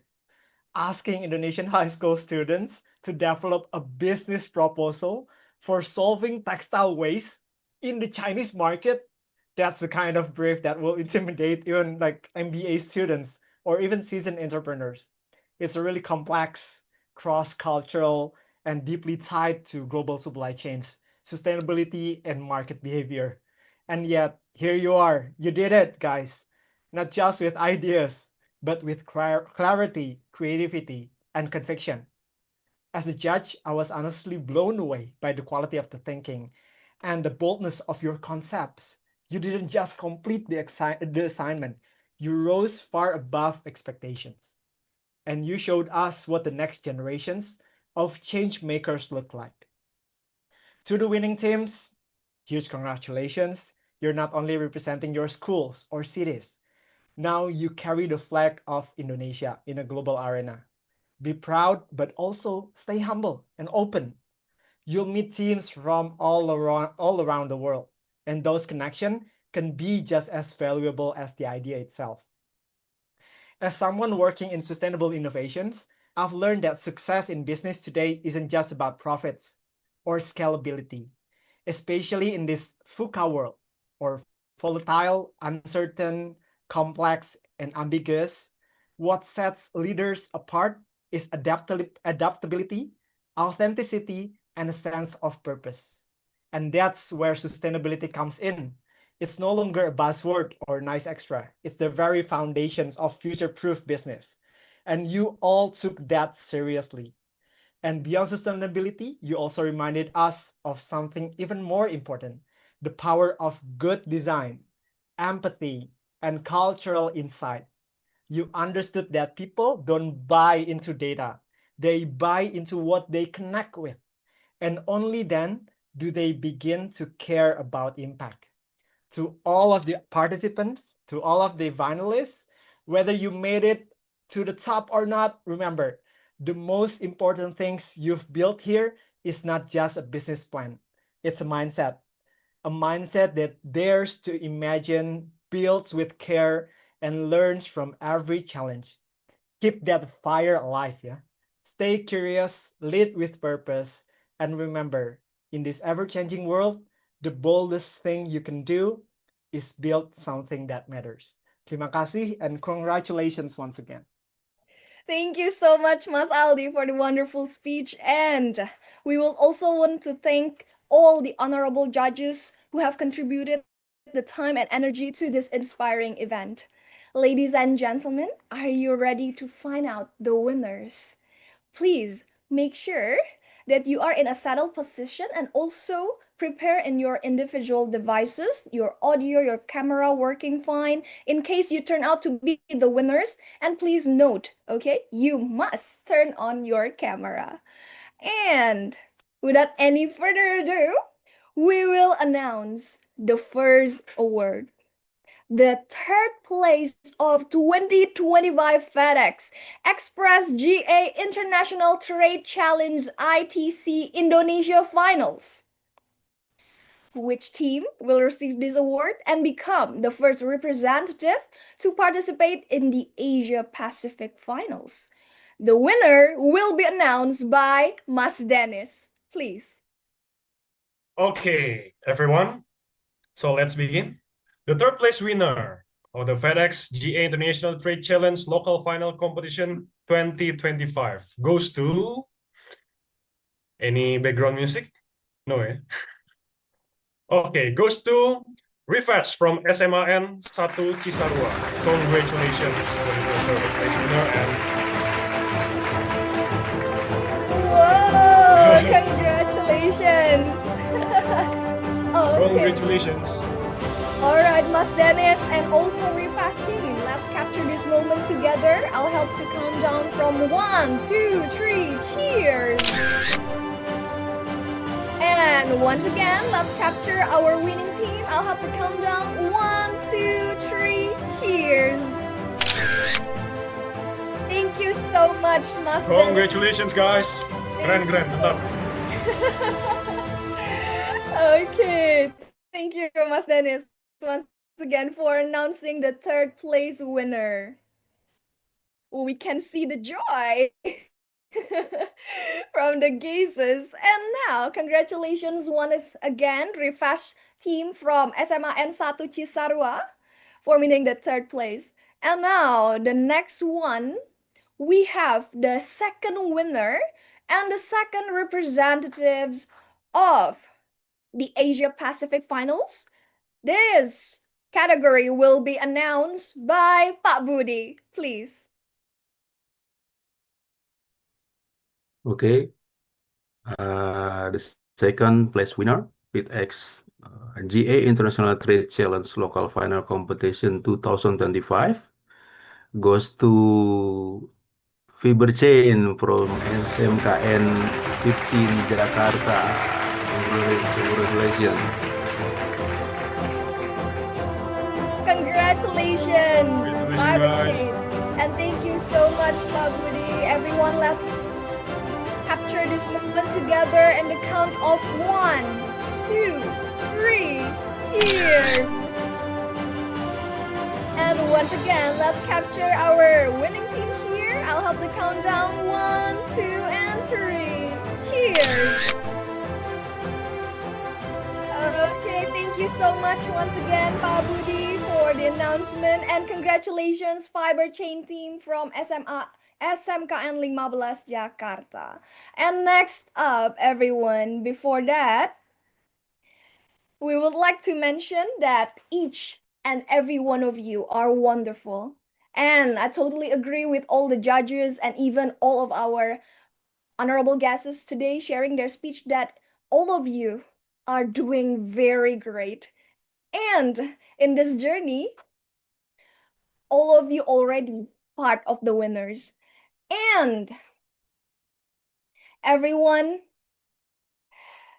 let's move on to the last award, which is the final one, the first winner of the 2025 FedEx Express GA International Trade Challenge ITC Indonesia Finals.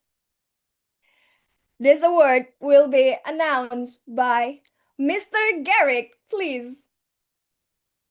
Yeah, so look, I know everyone's anticipating this one closely, so it's my honor to announce the first place winner for the FedEx Junior Achievement International Trade Challenge Indonesia Final Competition 2025 goes to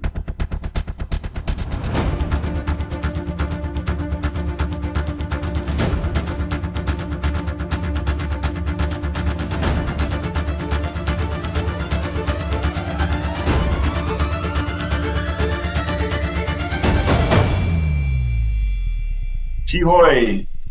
Congratulations.